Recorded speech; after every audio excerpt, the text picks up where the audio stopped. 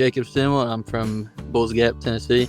I was looking for a house, and Jason, when I talked to him, it seemed like he knew a lot about what he was talking about, and he was a big help with anything I ever needed. It was my first time buying a house, so I didn't know what I was getting into. It was a good experience. I closed actually a week earlier than planned. Anytime I needed help with anything or had any questions, he'd answer right away and help me learn a lot too. I would gladly recommend anybody. Y'all are a big help, and if I ever go to buy a house again, I'd go with y'all again. My name is Jacob Stimmel, and I got into my first home with the team at SaveWithConrad.com. NMLS number 2129, Equal Housing Lender. SaveWithConrad.com.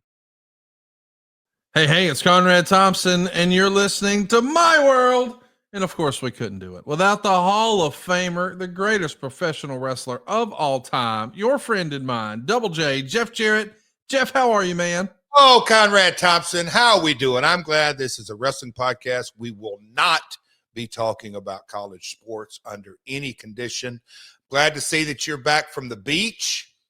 Hope you enjoyed yourself. We had some crazy kind of rough storms through the night here.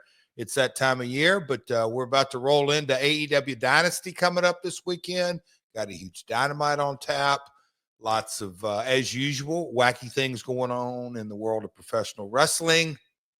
I don't know, man. And today's topic, Conrad, I cannot wait to hear. I want to see how you toss these things up. I don't even know what the title of today's episode is going to be, but it's the what if. And Conrad, the amount of conversations that you have generated on this podcast over the last couple of years that I never, ever thought I would entertain. It's been quite the journey. So a lot of fun. We're going to have fun today, Conrad. So how was the beach, pal? It was great. I'm excited to be back, but I am sort of scratching my head. People thought we would talk about college basketball. I mean, they said we were going to talk about college football, and then we were going to talk about college basketball. Everybody knows that you and I are baseball fans. We're big baseball fans. We're baseball guys. Everybody knows that. Hell, the whole world is filled with baseball fans, which is why the new franchise from Quincy Baseball, is now home to the Doggy Paddlers, and merch is going coast to coast. We're looking to get 50 states in 50 days. So if you haven't already, what are you waiting for? Go pick up your Quincy Doggy Paddlers merch. This is going to be a hit down at your favorite watering hole or just out and about at the grocery store. What a great name, the Quincy Doggy Paddlers. You see people picking up the merch in South Carolina and Mississippi and North Carolina and in Texas and Florida. They're all over the place, but I see you and I, man, we got to place our orders today. We got to get some swag from those Quincy Doggy Paddlers. Y'all were quick on that, man. I didn't know it was already out. Yeah, man. We jumped right on it. Jamie, the guru, chief storyteller, that's Golden Rule Entertainment. That's actually what I'm a part of, and the team. And baseball is our platform, but not our purpose. And so, Jamie really is the CEO, but he likes to his email address, chief storyteller, because that's what we do. We tell stories through our entertainment and all that kind of stuff. But out of the gate, 9 states in just a couple of days, but we got 50 days to sell to all 50 states. And yes, I was chastised last night because hey, Jeff, you're a slam dunk for the Tennessee sale. And I know your schedule on Monday because I don't bother you because you record your podcast, My World. And I believe, if I'm not mistaken, and he referenced, I think there's a basketball tournament going on, but we what? know. Yeah, they're playing basketball in March. I know. Vols baseball is off to a great start.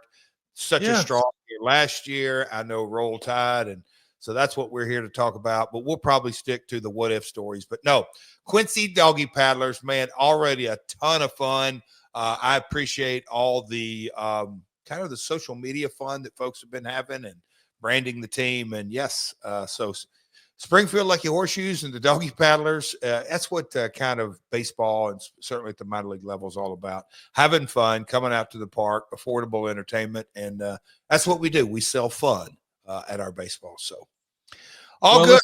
Listen, you brought it up, but I want to just throw a little cheap plug in here, I guess. Here we go. I don't know if you saw, but over the weekend, Alabama won another national championship. It's just what Alabama does. Yes. It's not really a secret at this point, but Shout out to Alabama women's wheelchair basketball team. They are now the national champions. So I saw the yep. picture. Roll Tide. Got the ladies there. National championship. ROLL. Roll Tide, baby. Here we Roll go. Tide. I'll give you that. It's yeah, man. Conrad, wouldn't it have been nice to have that basketball tournaments going on? Wouldn't it have been cool if 4 SEC teams, literally 4, would have gotten the Final Four, but 2 didn't make it, but we'll move on from that discussion. A little bit I don't even know what you're talking about, but I hope it turns out well. Speaking of turning out well, if you haven't already, this Jeff Jarrett zombie sailor figure turned out phenomenally well. Grab these suckers fast. I can't believe there's still a handful left. I saw everybody I know who's a figure collector picking this one up. Easily one of the best sculpts that you've ever had, one of the best gear designs that you've ever had, all available now at zombiesailor.com. That's zombie, SAILOR.com. Were you surprised with the reaction to this? People seem to love it, Jeff. You know me, when we started this, we did the Conrad Thompson, a couple of Slapnuts figures. And so I've never been the collector. I'm not really a collector of anything. I got the bonus room out there with different photos and stuff like that. But I am not like, I know you collect some high-end items other than belts as well, but I'm not the collector guy. I never really have been, but I'm always fascinated, just like the gaming world. I'm fascinated by the business of it. And Conrad, our mutual friends, several of them text and said, as far as the Double J era, this figure blows everything away. And I went, wow, that's pretty high praise coming from folks that are experts on this. And so, yes, it's got crazy reviews. And it's funny, in my brain, I go back to, you're on the road in those days and you do, gosh, what was it? Raw, Superstars, then Challenge. Yeah, that was the cadence. And a lot of times by the time you got to Challenge, if you were involved in I'll call it storylines, Mondays were kind of off limits for photos. Tuesdays, you had to be scheduled. But Wednesday Challenge, that was a lot of times catch-up days on town-specific promos and some international liners and all that kind of stuff. And obviously, photos, say the photographer say, hey, I need to get you updated and whatever it may be, or we need this for the magazine, or any of that kind of stuff. And kind of what photos end up kind of living on just because of that. There's a WCW photo that ended up on an A&E doc, and it's kind of made its rounds. And I literally came out of the ring at the United Center in Chicago sweating, and the guy goes, I will get my ass handed to me if you don't take photos tonight. Can I do it right now? And I said, I'd prefer not. What's on the rest of your schedule tonight? He goes, I've got this, and you're going to have to wait till after the main event or we'll go off there or whatever. I said, all right, let's do it now. So anyway, this outfit was one of those ones that got in a photo, and one thing led to another. And here we are a few years later, and we got a figure coming out, and folks are loving it. So very, very cool. It is super cool. Check it out, zombiesailor.com. I don't even know that this was on your radar, Jeff, but I wanted to mention it to you because it jumped off the page to me. Right up the road from you in Kentucky, starting today, and I guess for like the next 2 years, there's going to be a Miss Elizabeth exhibit in Kentucky at the Capital City Museum. I guess the exhibit is called The Lovely Miss Elizabeth, the First Lady of Wrestling. This is open Monday through Saturday from 10 a.m. to 4 p.m. It's free entry. But, man, the idea that this is happening in Frankfort, Kentucky, an exhibit for 2 years celebrating Miss Elizabeth that opens today as you and I are recording, March 31st. I didn't see this coming, but, hey, I think this is cool, man. Imagine if more towns sort of leaned in and celebrated the wrestling history in that community. This could be the start of something that maybe other communities see and think is a nice little cost-effective attraction. Wow. Why not? What do you think of this? Connie, first off, don't go to a one shot. How did you hear about this? I was tagged on social media and thought, man, this is pretty cool. And then I did some research and saw, yeah, it's like a 2-year long deal. celebrating Miss Elizabeth. And I thought, man, that's such a great idea. And I don't mean this disrespectful to Miss Elizabeth. I think everyone my age grew up and she was such a big part of our fandom as a kid. She was a central figure for a lot of major storylines. But it's like, hey, if they can do this for Miss Elizabeth, I hope other places do this for other wrestlers. Like, we've all seen the Jerry Lawler stuff at the casinos in Mississippi and in Memphis, but he was obviously an icon of the area. But this sort of same thing could exist. And I know Hogan has his beach shop, so that's a different thing. But you get where I'm going. If Definitely. more local communities would celebrate, like, hey, Bobby Heenan's from here and so, that'd be cool. Wait, and I want to come back to Liz, but before I forget this, did you send it or did somebody else send it to me about some kind of state law, state bill? Oh yeah, the Ric Flair Act. Yeah, so that's something that we should talk about. There was a bill introduced at the state level in North Carolina to see about the viability of a pro wrestling Hall of Fame, like a physical Hall of Fame in North Carolina. And they were voting on whether or not they wanted to spend $500,000 to determine whether or not that was viable for the community, which I thought was crazy expensive to figure that out, but okay. But the bill was nicknamed in North Carolina the Ric Flair Act. And I thought, what a cool homage that is.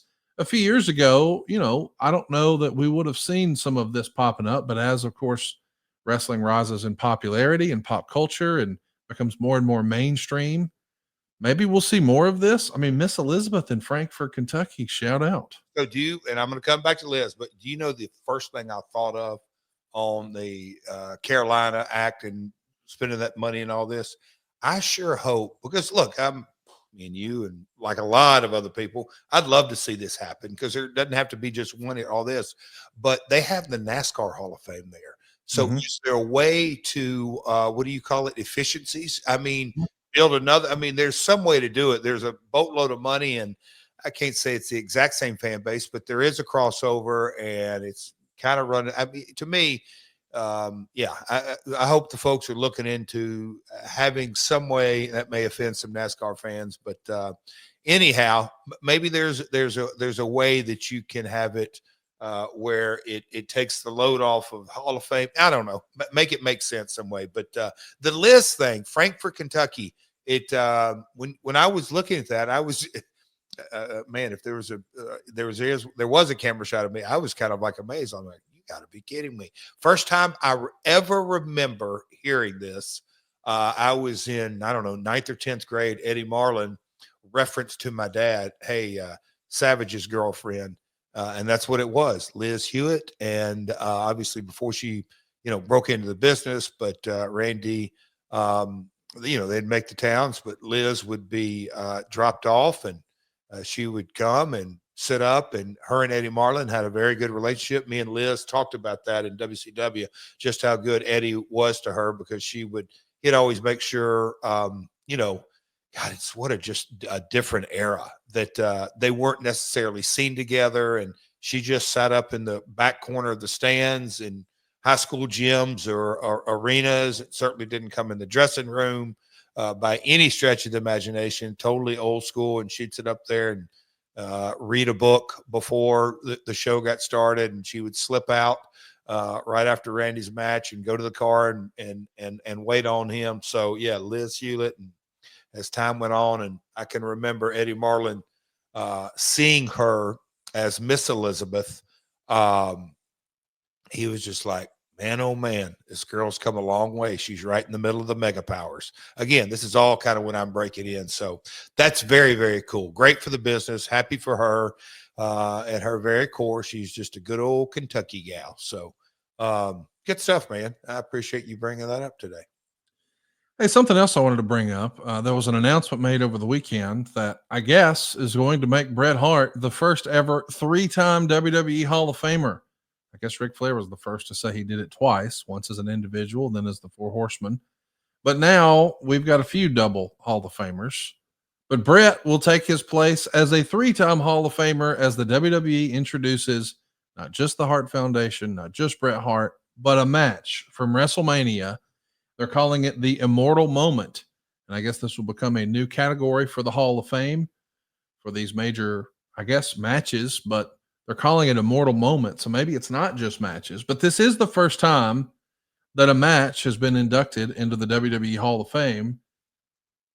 No surprise, Bret Hart and Stone Cold going to be there, going to be a part of this. This is the first match celebrated. It's all happening at the Fontainebleau. Of course, they're going to monetize it and sell tickets, and I'm sure it's going to be a fantastic presentation, but they're putting matches in now. How fun is that? It is. I'm just sitting here chuckling. Yeah, I mean, it's an industry, it's a business, but you know how they arrived at this match. Because look, totally this match set a lot of things in so many motions. How do they arrive at this match? And I'm just trying to think. Look, our business is so ego driven. Did this make anybody angry? Like, hey, my match should have been the first one. Hang on. Are you acting like you don't know exactly why this match was announced? We got to get Steve Austin there somehow. Oh, look at you pretending like, oh, I wonder, gee willikers, how could this happen? Well, no, I'm just saying that they looked at their menu for the weekend, and lots of folks look. Stone Cold could just be saying, "I'm making an appearance," and it would be just fine. But no, but how do you twist his arm and get him to do it? Like, how do you get a guy who's always marched to the beat of his own drummer, who has FU money, to leave his house and do something he's not thrilled to do, that he doesn't want to do? You can't get him to. But in deference and appreciation and being thankful to Bret, he's not going to say, piss on Bret, I'm no showing. So WWE says, great news, Steve. We're putting you in the Hall of Fame. I'm already in the Hall of Fame. We're putting a match in. Not interested. It's with you and Bret. What day and time, motherfucker? That's what happened. How do we get Steve Austin to WrestleMania? Make it Bret's idea. Let's go. Hypothetically, you think we see anybody? Hypothetically, that's the best. I mean, that's what happened. But I mean, since it's all in good fun and good spirit, I'm sure it'll be open to the public, free event, right? Oh, come on now. Tickets on sale now at Ticketmaster.com. Of course, we're not plugging that, but I do think, by the way, this is cool. Oh, yeah. Because if we're honest, the Hall of Fame at this point, and I don't mean this ugly, it's like, okay, who's not in who deserves to be in? We're no longer saying, hey, what's the absolute best of everything all time? We're now saying, who else did we miss? Yeah. And I don't mean that disrespectfully to guys who are going in this year, like Triple H or Lex Luger. Everyone would agree they deserve to be in. The whole class is going to be great, I'm sure. But I'm just saying this does give it a shot in the arm. Oh, yeah. It does. There's a new thing we can do now. And at the end of the day, this business is a business. It's, it's driven by revenue. And so this will be a revenue driver. It's also driven by, the entertainment perspective. And just what you said, there is going to be multiple generations that will get to enjoy this, that look, and it tells a history, and it's so much branding. And end of the day, today, our topic today is what if. So me and you could certainly just roll this right out. What if this match didn't happen? Well, what if, I mean, hypothetically, how many of these immortal moment trophies or Hall of Fame plaques or whatever it is, do you think Shawn Michaels and The Undertaker are going to get? Oh, goodness. I mean, the first Bad Blood, the Hell in a Cell. Look at Shawn at WrestleMania 10, Shawn with Undertaker. Like, there's so many of those. Yep. This gives you a whole new thing, a whole new dynamic of now we're going to put two opponents together on stage and celebrate that. Because that's really what the Hall of Fame is supposed to be about, honoring the past, honoring history, and said differently, selling nostalgia. And that's what they're going to try to do. Yeah. And I think they'll do a phenomenal job. And by the way, it is my favorite WrestleMania match of all time. I know one of your favorites was Ricky Steamboat and Randy Savage. I know a lot of people listening to this would say mine was Shawn and Undertaker. What was your favorite WrestleMania match? Oh, wow. As a fan, not as a promoter, not box office, just like, hey, I'm going to sit down and watch one match from WrestleMania. Is it the ladder match with Razor and Shawn? Is it Savage and Steamboat at WrestleMania 3? Is it Bret and Austin at WrestleMania 13?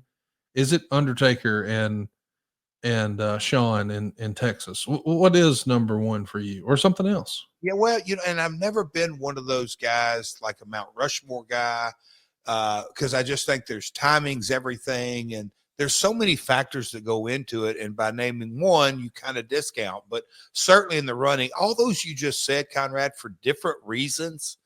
And look, you're much better. And I think it's, well, you're not just your memory, but doing the pods, and also just your mind, and others are mind frame. I'm not, I am a moment guy. But man, Savage had some really big moments. And I'm a Savage guy.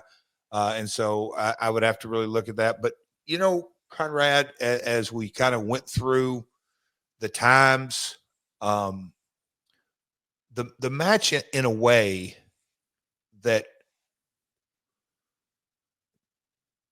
and look, and you're going to do a much better job of helping me kind of frame this, but Hogan Rock at Mania, when the crowd,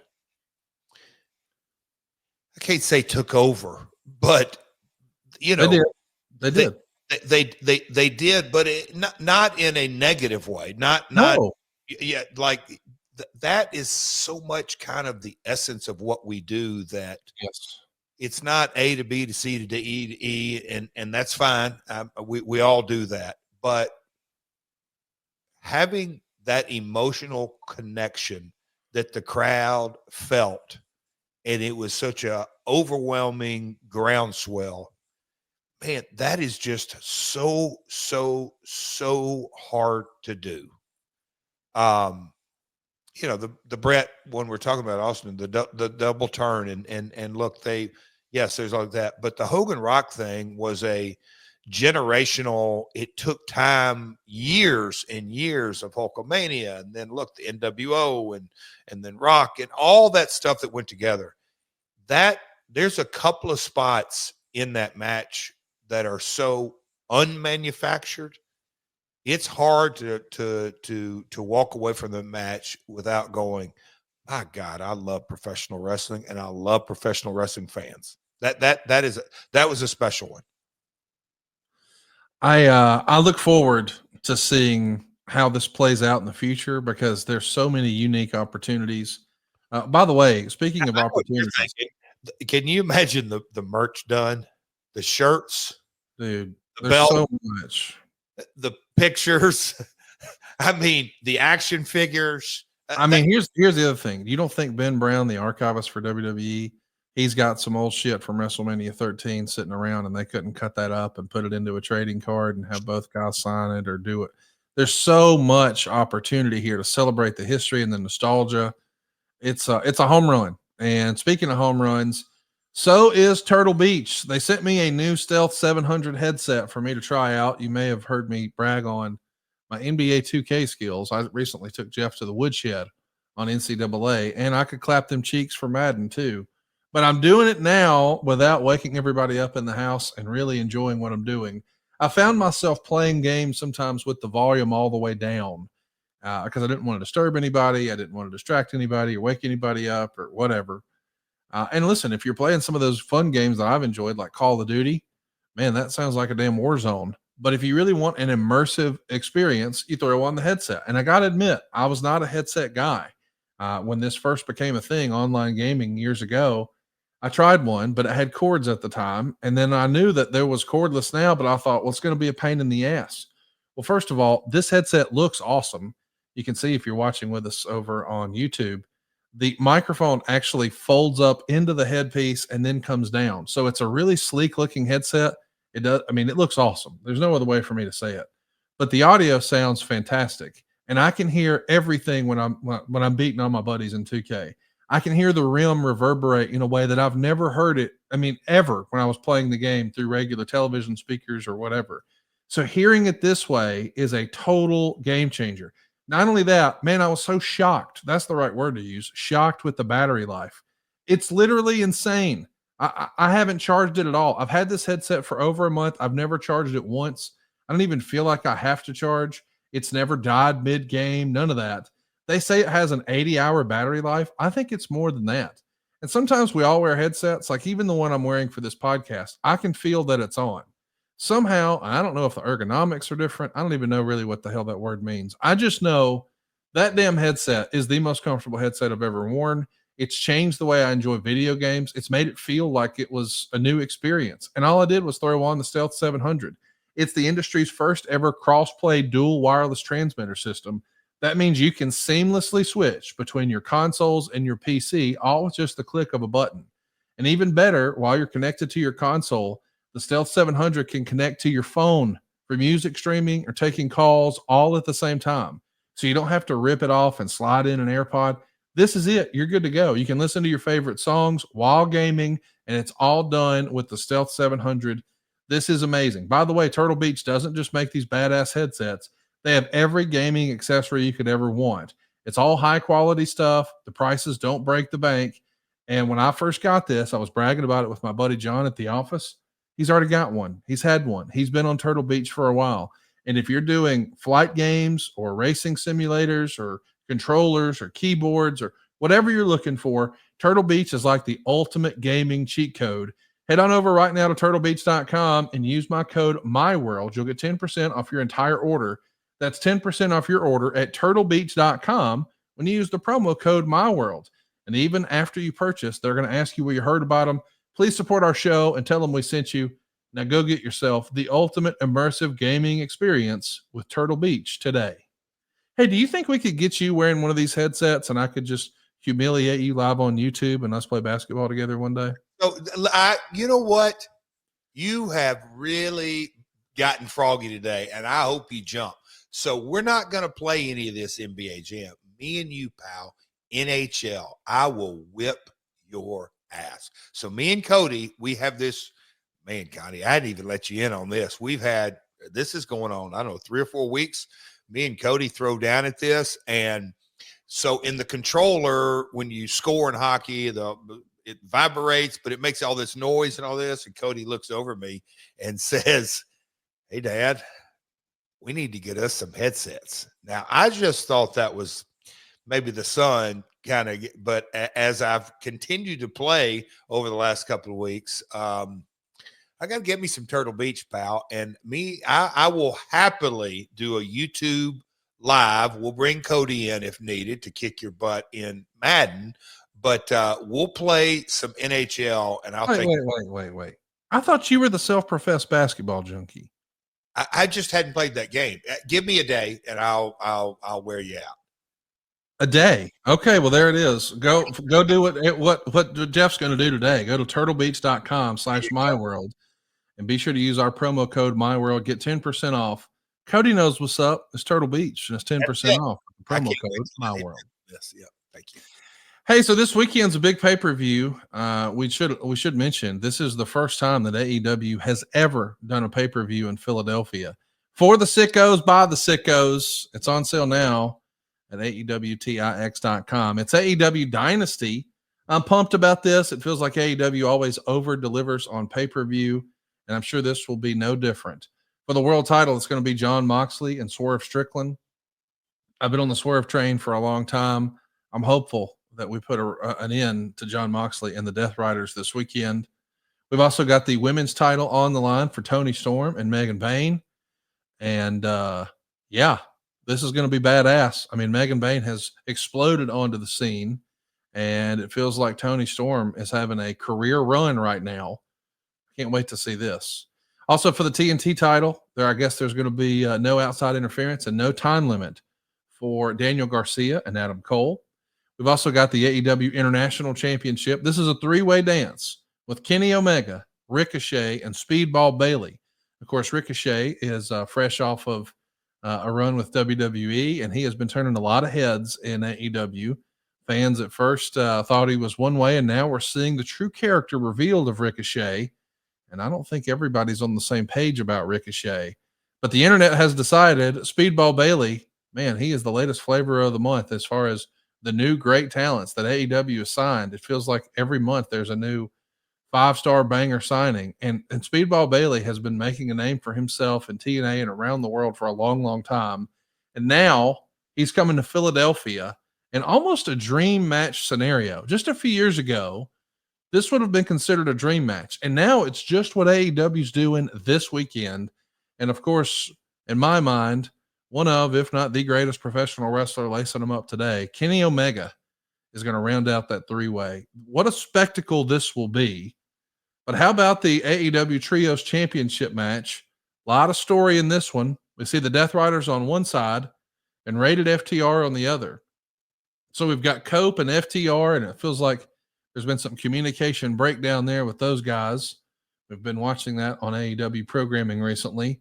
This is going to be something for everybody this weekend. If you're looking for women's wrestling, if you're looking for crazy three-ways, I mean, think of the things that Kenny Omega and Ricochet and Speedball Bailey can innovate that we've never seen before. Lots of story with Death Riders and FTR, Moxley and Swerve. You got to assume that's going to be a bloodbath. There's something for everybody in this one, Jeff. Connie, I got out of my car today and at the gym, and there's it's a pretty big parking lot. But a buddy of mine pulled in about three rows over, and he said, "Hey man, Dynasty this weekend." And we start talking, and by the time we got to the door, he said, "Doesn't it feel like Revolution was like a year ago? But on the other hand, I feel like it was last night." And he said, you guys, man, the depth of the roster, he's super, super pumped up, just like you are. It sounds like the three-way. He loves him some Kenny Omega. But yeah, the depth of the roster, and I close the conversation, like I always do all this. Like nobody does currently wrestling pay-per-views like AEW. You always walk away from it going, holy shit, what a show. So nobody ever, I mean, here's the reality. Oh, I don't know if that pay-per-view was worth the money. Said no one ever who watched an AEW pay-per-view. Yeah. I mean, I've heard sometimes in sales, and I mean this in a loving way, not in a negative way. Sometimes we try to put 10 pounds of shit in a 5-pound bag. AEW does that in pay-per-view. Hey, you were expecting, 6 straight matches. How about 12? Yeah. Hey, you were expecting, a bunch of 3 and 4-star matches. How about all 5 stars? I mean, as far as critical acclaim goes, as far as giving the guys their time, like you're not going to see a series of 2-minute matches on an AEW pay-per-view like you have in other eras. I highly recommend, if you're on the fence, maybe you haven't been watching AEW regularly, watch this pay-per-view in Philadelphia. Maybe you haven't been watching the stories, but I just know in my heart of hearts, Tony Khan loves Philadelphia. Tony Khan used to only go to wrestling shows that were in and around where he grew up in Illinois. His first venture to go see wrestling was to Philadelphia. It's crazy. He knows that this is where the hardcore wrestling fan base is. And the idea that AEW gets to do what they do in front of that crazy crowd, man, there's no way you can talk me out of watching this one. I'm fired up. It's this weekend. It's AEW Dynasty. Maybe you haven't been watching. You should watch this pay-per-view. Let me just say that. Right on, brother.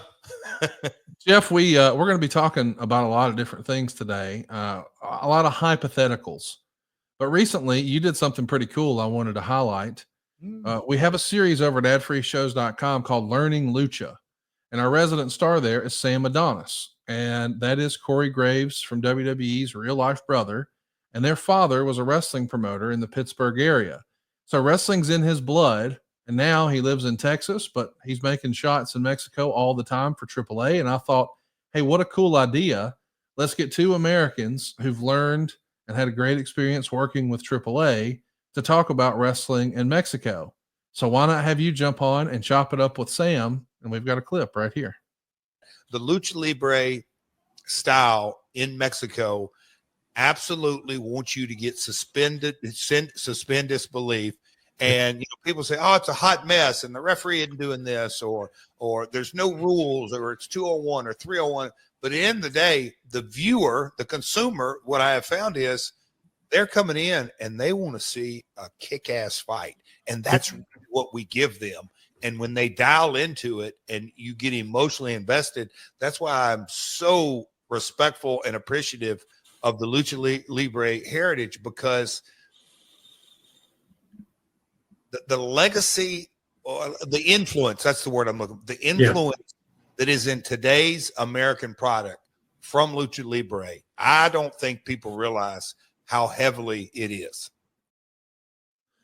Check it out. It is a great conversation about the last real territory in pro wrestling. We're going to hear Sam and Jeff break down the differences between wrestling in Mexico and America and a lot more. We're talking about learning lucha with Sam Adonis exclusively at adfreeshows.com. That's where you'll find more than 100,000 hours of bonus content, including all the StarCast stage shows, bonus content and series from Lex Luger, from The Godfather, from David Crockett, from Mike Chioda, from Nick Patrick, from Tully Blanchard, from Sam Adonis, from Downtown Bruno. It's a who's who of professional wrestling, and it's all live and interactive, and you can even be a part of our live studio audience. I want to give a shout out to Alex Wheaton and Doug Ritter, and I know Coach was with us earlier. Come check us out. Be a part of the family at adfreeshows.com. Hey, so let's jump into our topic today. We're going to be talking a little what if.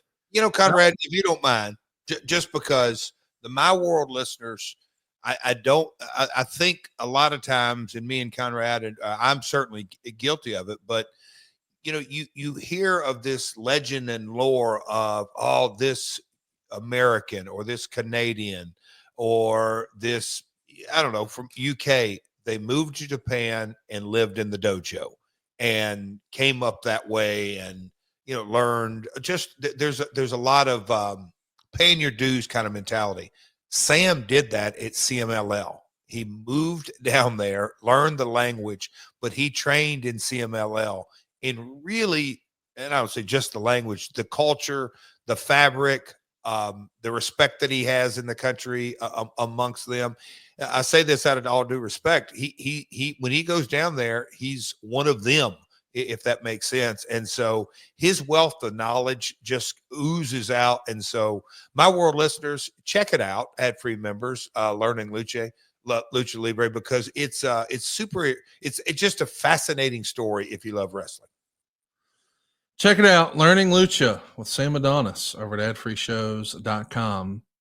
Jeff, one of these hypotheticals, that we want to start with on our sort of what if topic is what if Memphis doesn't fall off so quickly without Jerry Lawler in early 1986. And I guess as the story goes, there was a plan for Lawler to take a few months off while he was doing a working vacation in Hawaii, but business without him and without a good replacement as a top babyface falls off immediately. What do you remember about this era, Jeff? Well, Conrad, and when I was kind of looking at the different things that we were, potentially going to discuss, and there's a long list, I'm sure we won't get to all of them. It did take me back to my senior year in high school and the summers and pulling the ring. And, so we're talking 84, 85, the business, it was rocking and rolling pretty good. You get to kind of the fall of 85.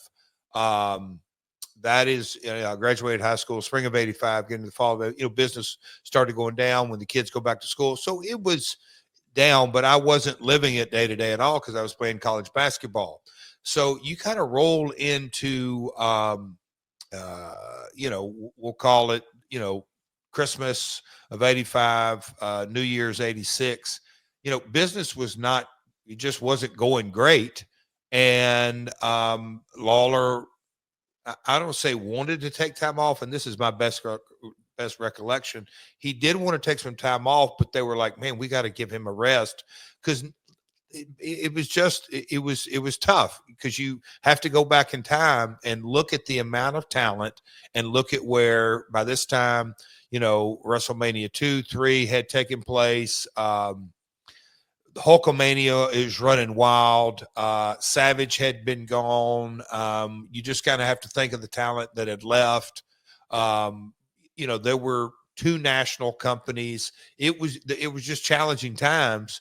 And when all this rolled around and business is down and Lawler went ahead and took the time off, back in those days, it was, hey man, the top guy, he needs kind of a rest.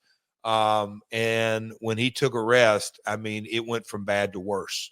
And so that kind of brings us to where we're at right now. I don't know how far you want me to go with it right here, Conrad, but that's kind of it was a very challenging time in the business for what do we call it? USW? It wasn't even USWA at that time. CWA. Yeah. CWA. The first show without him is where we have Bill Dundee headline, and it's kind of thrown together. He's wrestling Big Red Ira Reese. And if you take a look at the television footage that aired at the time, it looks like it's under 1,000 fans there. Now, it gets better when there's more opponents for Dundee, but it's not so much that it's not sustainable as, well, fans just aren't with it. And Lawler comes back in March, and he has an angle that introduces you as a character. And that leads to what we would know as the final Mid-South Coliseum sellout in company history just 2 days later. So if the business didn't sink so quickly without Lawler, and we had somebody to just sort of keep us at that pace, I'm just wondering, with the benefit of hindsight, do you think that the call was made to do this heavy heat angle with Dundee and Landell attacking you, trying to take out your dad's quote unquote good eye and things like that? Well, was that something that was decided on shortly before it happened? Or is it something we knew we needed to sort of pop business? I mean, if Dutch Bantel had turned babyface on Dundee and Landell sooner, could he have held down the fort better than Dundee with like a revolving door of opponents? I'm just wondering, with the benefit of hindsight, was there anything that they could have done differently in Memphis to keep that momentum before the steady decline continues? And Conrad, today's episode, let me kind of take a step back and preface on all of it, because I've been looking forward to this episode because our researchers have the lens, and you're going to add your expertise to it and really come up with some different ways to phrase, well, what if this didn't happen, or what if that didn't happen? Well, me living it, Conrad, I can't tell you how many times I've kind of thought through all of this, and let me say this as well. This isn't just recovery talk, but it is a part of recovery, because when you battle the disease of addiction, you screw up a shitload of times, and you can resent yourself and be pissed off at it, or resent others. And if this guy wouldn't have done this guy, if my mom wouldn't have done this, or dad done this, I mean, you can come up with 1,000 excuses. And so you get into that self-pity, and it'll kill you. It will absolutely kill you. So I'm going to say all that. We're going to have fun today, but every one of these decisions that took place brought me to where I'm at today. Conrad, I just had to get that out, because I think sometimes I will say things, and if you take it out of context, you're going to say, well, that ungrateful bastard, this happened, man, but it's all worked out. But I can tell you, when you're raising 5 kids and you're encouraging each and every one of them to go to college, and they look you in the eye and say, now, Dad, did you finish college? And I go, well, nope. A little different time frame, but anyway, so all the things that happened, that Conrad, coming into March of '86, I was playing college basketball. I had refereed for 2 summers. The last thing on my mind was breaking into the business. In my mind, I was going to play another year of junior college basketball and take the best 4-year offer. And that was truly, I didn't even really think that I wanted to go back to refereeing during the summers. I was going to be all in as a college athlete. And as things kind of, went down, and Lawler wants the vacation and needed it. He had been burning, and my father was thinking, yeah, that's a good idea. Let's give him a rest and we'll bring him back. Tennessee was generally a summer territory, so give him a rest during the winter when it's going to be down anyway, although he didn't think it'd be as down as it was. And, you're battling WWF and battling WCW or Turner or whatever it may be, and all the different factors. And I think about where Dundee and Landell were at in their careers, and they were and really good workers, and all that went with it. Dutch was, he was a mainstay here, but he had done other territories and looked at different things. And, my dad's mindset in life and where he was at, and I don't say come off. He didn't think the run was over, but he had crazy big years, 80, 81. Well, when he launched the company, but he really had big years, and all the talent that he came through. All that being said, Conrad, it goes down, and it really went down, and it really went down. And so all of this was, hey, Lawler, we need you back a lot sooner than we thought. Okay, how are we going to bring him back? Well, let's see. We can beat me up, and I'm talking about my dad. My dad's like, yeah, we can beat me up, and I demand you coming back, and or Conrad, if I hadn't have been on spring break with the family, they're down there, I think 10 days or 7 days. I came down for a weekend. Hey, my son's here. Hey, and I'm getting up, probably eating pancakes. Hey, what happened? I mean, all the what if we beat up Jeff? Well, what are you talking about? He's playing college ball. Well, look, he'll be off next Saturday because their tournaments don't start till after that. What? Yeah. Okay. So he comes down and he refereed all the spot shows. We can just say that, he's college kid. And just Conrad, the amount of what ifs just in this one story, and you cut me off when you want to cut me off. But I mean, just the fact that the spring break and Lawler's gone and all this, and that's how I truly break into the business, was on an angle to really bring Lawler back. And they used me for heat and heat only. Well, and I don't get too far ahead, it obviously, I think they were expecting the house to come up, but I don't think anybody would have predicted that, all right, Lawler's coming back. It'll sell out. I don't think my father or Lawler or any delusional optimist or anybody would have thought, okay, this is going to click, because the numbers just didn't add up. I mean, Dundee and Landell, they had heat, but hell, they didn't have that much heat because the business was on its ass. Just all the different little factors you kind of think through. But man, what a life lesson. If you do the right story at the right time, you can damn near do anything in this business if you really align the stars. Does that make sense, Conrad? And I know I got really long-winded there, and I don't know. I'll shut up. Let you take back over. Let's talk a little bit about, what if Vern Gagne had budged on his various contingencies about selling your dad the AWA during that 87 to 1990 period.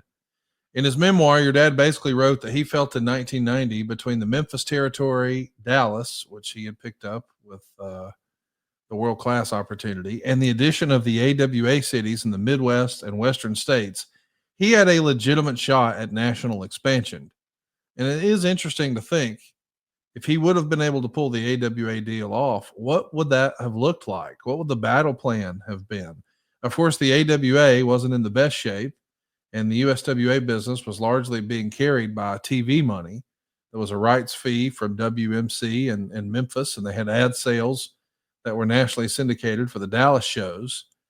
And the idea that your dad could have had a national opportunity and tried to do a national touring company, but working on a strict budget, is at least an intriguing idea.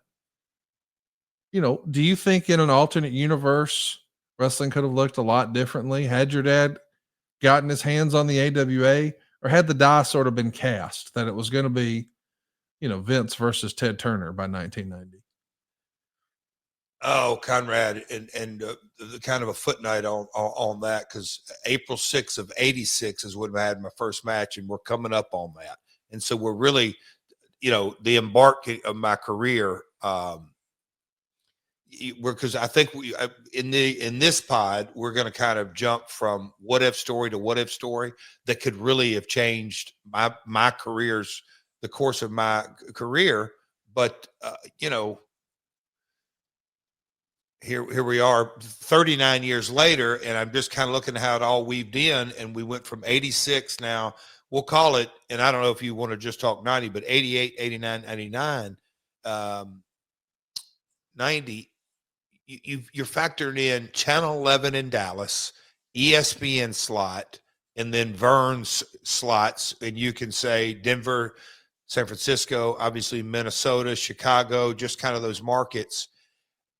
Creating the business plan, which I never really think that it was really laid out. It was, how are we going to piecemeal TV money? I think, candidly, all of that is a incredible stretch.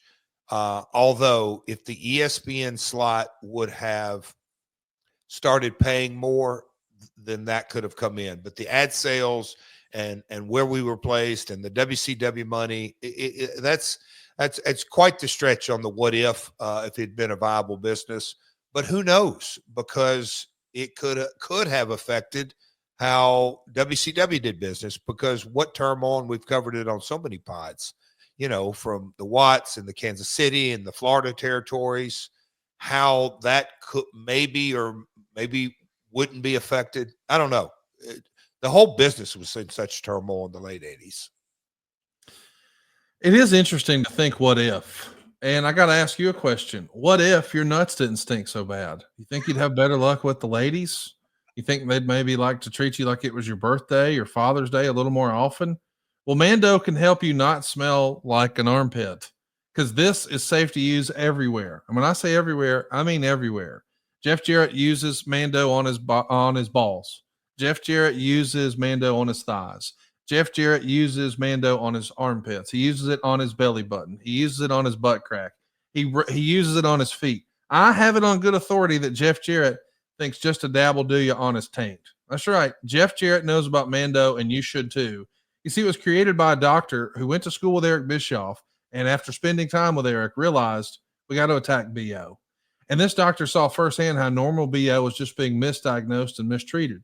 Once she got one sniff of Eric Bischoff and Easy E, she went to work. She got in the lab, and she came up with a way to block odor all day and control it for up to 72 hours. As a matter of fact, Mando has been clinically proven to do just that. And they do it with solid stick deodorant, which was formulated and powered by mandelic acid to stop odor before it even starts. And they've got a spray deodorant that's aluminum free and ideal for those hard to reach places. By the way, all their products are baking soda free and paraben free, and you can choose from a variety of fresh scents like bourbon leather, clover woods, Mount Fuji, or Pro Sport.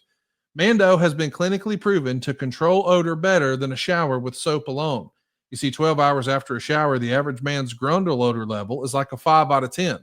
But with Mando, the average Grundle odor level is 0 out of 10.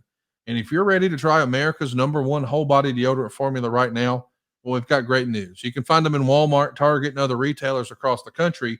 But for the best deals and to help our show, go right now to shopmando.com. That's where you'll find that Mando Starter Pack is perfect for new customers. It comes with that solid stick deodorant, the cream tube deodorant, and 2 free products of your choice, like the mini body wash and deodorant wipes. They've even got free shipping. And as a special offer for our listeners, new customers can get $5 off a starter pack with our exclusive code. That's like 40% off your starter pack when you use the code MyWorld at shopmando.com. That's shopmando.com. Please support our show and tell them we sent you. Smell fresher, stay drier, and boost your confidence from head to toe with Mando. And Jeff, it goes on clear. Do you want to just stand up and show everybody your tank, and they'll see it? You can't even see it, but you don't smell it either, which is good. I can assure you, I want the queen to sit in on this read next time, and y'all just get debate about my what do you call it? Scale of Grundle odor.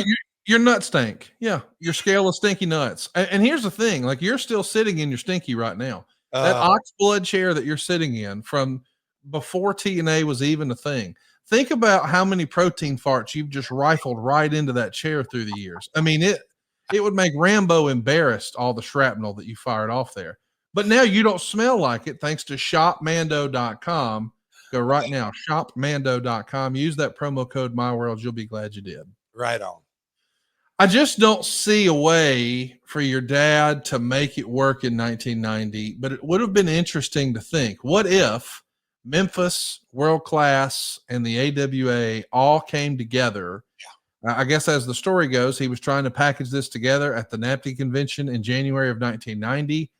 And, he didn't ever really get any real momentum. Speaking of momentum, around 1991, your dad relayed the message from WCW about them wanting to sign you, or had they? I don't think they'd reached out to you directly. They reached out to him, and then he sort of shut it down. Yep. Like, and I think I covered this, but maybe we didn't, because I recalled it after we did the episode. What year, or you may not, it doesn't really matter. When did Crockett move to Dallas? Anyway, Crockett 87. Oh, was it that early? Okay. Crockett came by one of the Sportatorium tapings. And then that was the first kind of that I found out later. Hey, would Jeff be interested? Just kind of a general conversation. And then Dusty, it kind of kept going through the years and stuff like that. I have thought, and I think your question is, what happens if I would have gone? Is that your question, Conrad? Yeah. Well, I was getting there. Like, in this alternate universe, if you would have went to WCW, and we'll call it 1991. Yeah. Because I know that Crockett, I believe he moved to Dallas after the failure of, I know he acquired Bill Watts, and he tried to have like a super show, if you will, for Starrcade 87. So he moved it out of Greensboro, moved it to Chicago, had the wrestling network, TWN. So I feel like that's the era where he took over the expensive Dallas office that was a rental that Watts had. So if he popped by the Sportatorium, it may have been 88, but I was under the impression that it was like 91 when someone from WCW, not Jim Crockett Promotions, but 1991, you had an opportunity with WCW. Am I off on that? I think it's 90-91. I may be wrong, but you're correct. But what I found out is that it went back that far. So whenever we went to Dallas, and so look, maybe it wasn't when he was out there, but I know Crockett stopped by. Maybe he had already been gone, but he stopped by and just was casual conversation. Obviously, I found about all this later, but no, I don't want to say it the hard sell, but the offer and, hey, we'd like to have Jeff, come on board, and it's about time, and he's, not making. I don't mean to cut you off, but I want to give you some context. Jim Crockett was under the assumption when he sold Jim Crockett Jr., when he sold to Turner, he was under the impression he's going to sell, and then he's still going to run wrestling for Turner. He's going to get a check, but now it's Ted's gimmick, and he's going to get a job. He's very quickly told that is not going to be the case. Jim Hurd's going to come in. Allegedly, Jim Crockett Jr. had a bit of a meltdown, felt like Dusty and Magnum and guys like that didn't stand up for him. And so he had, as the terms of his sale, like a non-compete. And I believe that ran through like 1993. So around 1993 is when he would have been trying to run. And we started to see he was doing stuff in Dallas and certainly in Philadelphia at the old ECW arena. He's at least interested in doing some stuff. And I would imagine that once he's out of WCW, because he's got this non-compete and he's sold and he's living in Dallas running his ice cream business, that he may have during that time swung through the Sportatorium just to see, is there anybody here I can pick up once my non-compete is up? Because I know he did some tapings and such. So I think, I'm not trying to jump in, but I'm saying I think that visit would have happened once he was on the outs with WCW, if that makes sense. It does. It does. Yeah. Wow. He had a long non-compete for damn sure. But it was, yeah, I know Crockett because my dad told me that. And look, maybe he was fibbing. I don't know. But then the Dusty thing was for sure. And look, Dustin came to work for my father, and then he went on. And because that was a part of the conversation, hey, man, I got Dustin down here, and we've got a bunch of young guys. And there was, Steiner had come into the territory. He had gone over. There was quite a few guys that had come through Austin. I don't know. There was several guys that I'm thinking, damn, all these guys just came through here, and now they're making. And I remember they started Turner money started at 156. $3,000 a week. And, that was a hell of a lot more than I was making running up and down Tennessee and Texas roads. So, if I would have gone there, my career, I'd honestly say wouldn't have been near as long. I don't. I do want to ask about that, the longevity, but I also want to ask about where you think you would have been slated. And I know this is all just hypothetical and we're just freestyling here. But if you would have went to a WCW in 1991, that's around the same time that Brian Pillman is really turning a lot of heads with Jushin Liger. And Brian Pillman was billed as being 5'11", 227. You were billed as being 6 feet, 235. So an inch taller, 8 pounds heavier. Said differently, do you think Dusty or perhaps Bill Watts would have seen you or positioned you as a light heavyweight? Not necessarily the cruiserweights that would happen on Nitro, but I'm saying guys like Brad Armstrong were lumped in there. And when I think about your style and your look and feel and all that, It feels like you and Brian Pillman and Brad Armstrong. I could see that as a group, but is it really that different? Because I don't know how much heavier Sting was. What was he, 15 pounds? But that somehow felt different than to a guy like Dusty or Bill Watts. And again, we're not talking about present the way we all view wrestling today. We're saying back then, do you think you would have been brought in and maybe positioned before you added some mass that you did in the WWF as a cruiserweight, not a cruiserweight, a light heavyweight is what they called it at the time? Yeah. Well, I mean, I've never been so much, and you tell from my history, X Division, and watching Bill Dundee, who's, look, I don't think height and weight really determines the box office attraction. I go back to Roberto Duran and Sugar Ray Leonard, and look, either you're entertaining or not, or you got charisma or not, or you can talk or not. So I always kind of looked at that. But that being said, there's no doubt in my mind I would have come in as a underneath or a mid-card baby face that I would have organically had to claw my way up the ladder.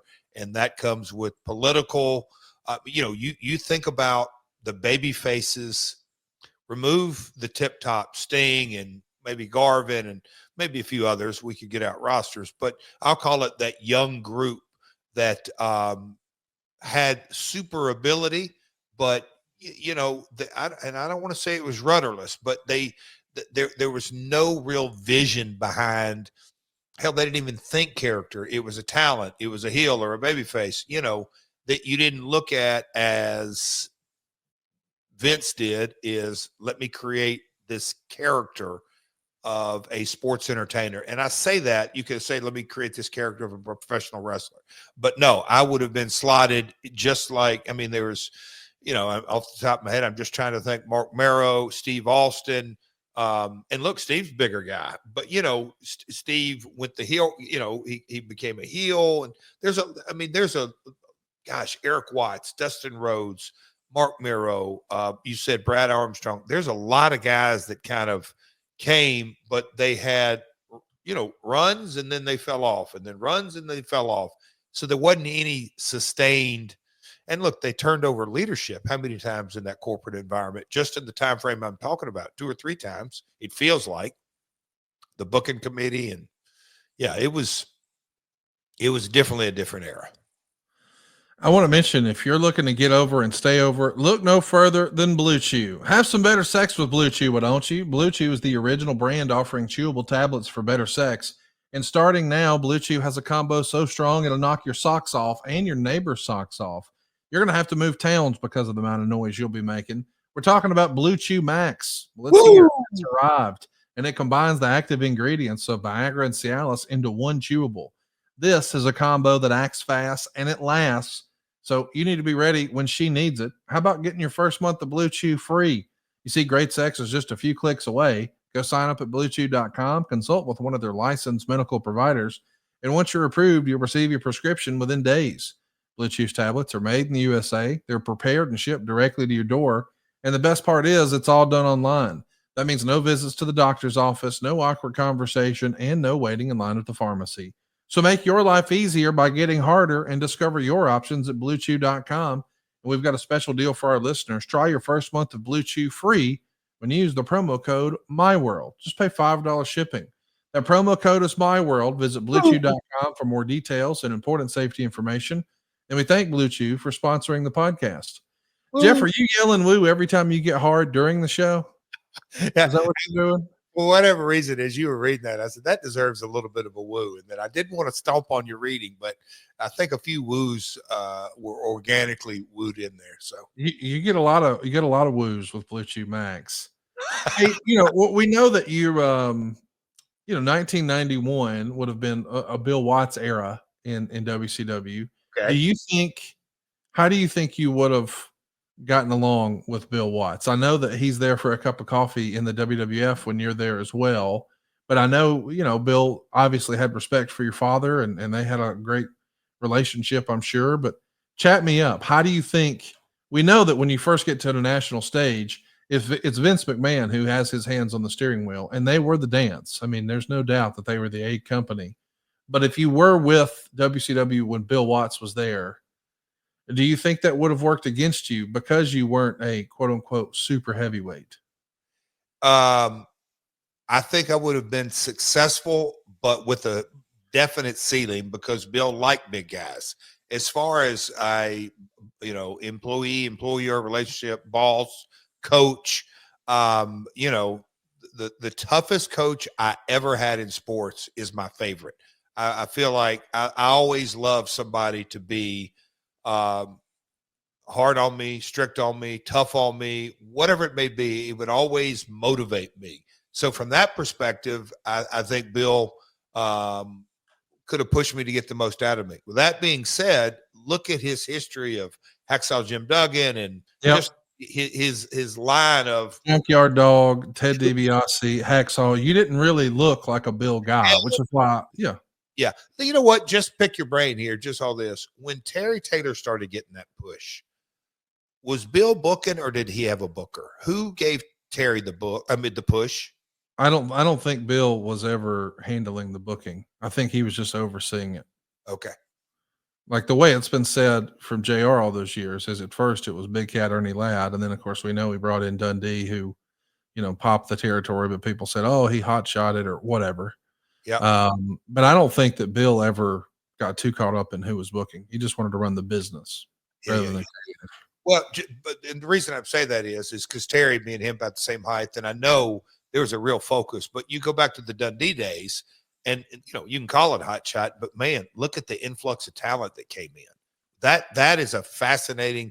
That is a tale of the territory. That's a podcast episode for somebody. When you looked at how Bill's business turned around, Dundee was booking, but the influx of talent. That's rock and roll. That place exploded with that group of talent. So anyway, I would have had a definite ceiling with Bill. To be clear, when Terry Taylor was on top, I think that's when the territory was headed down a little bit.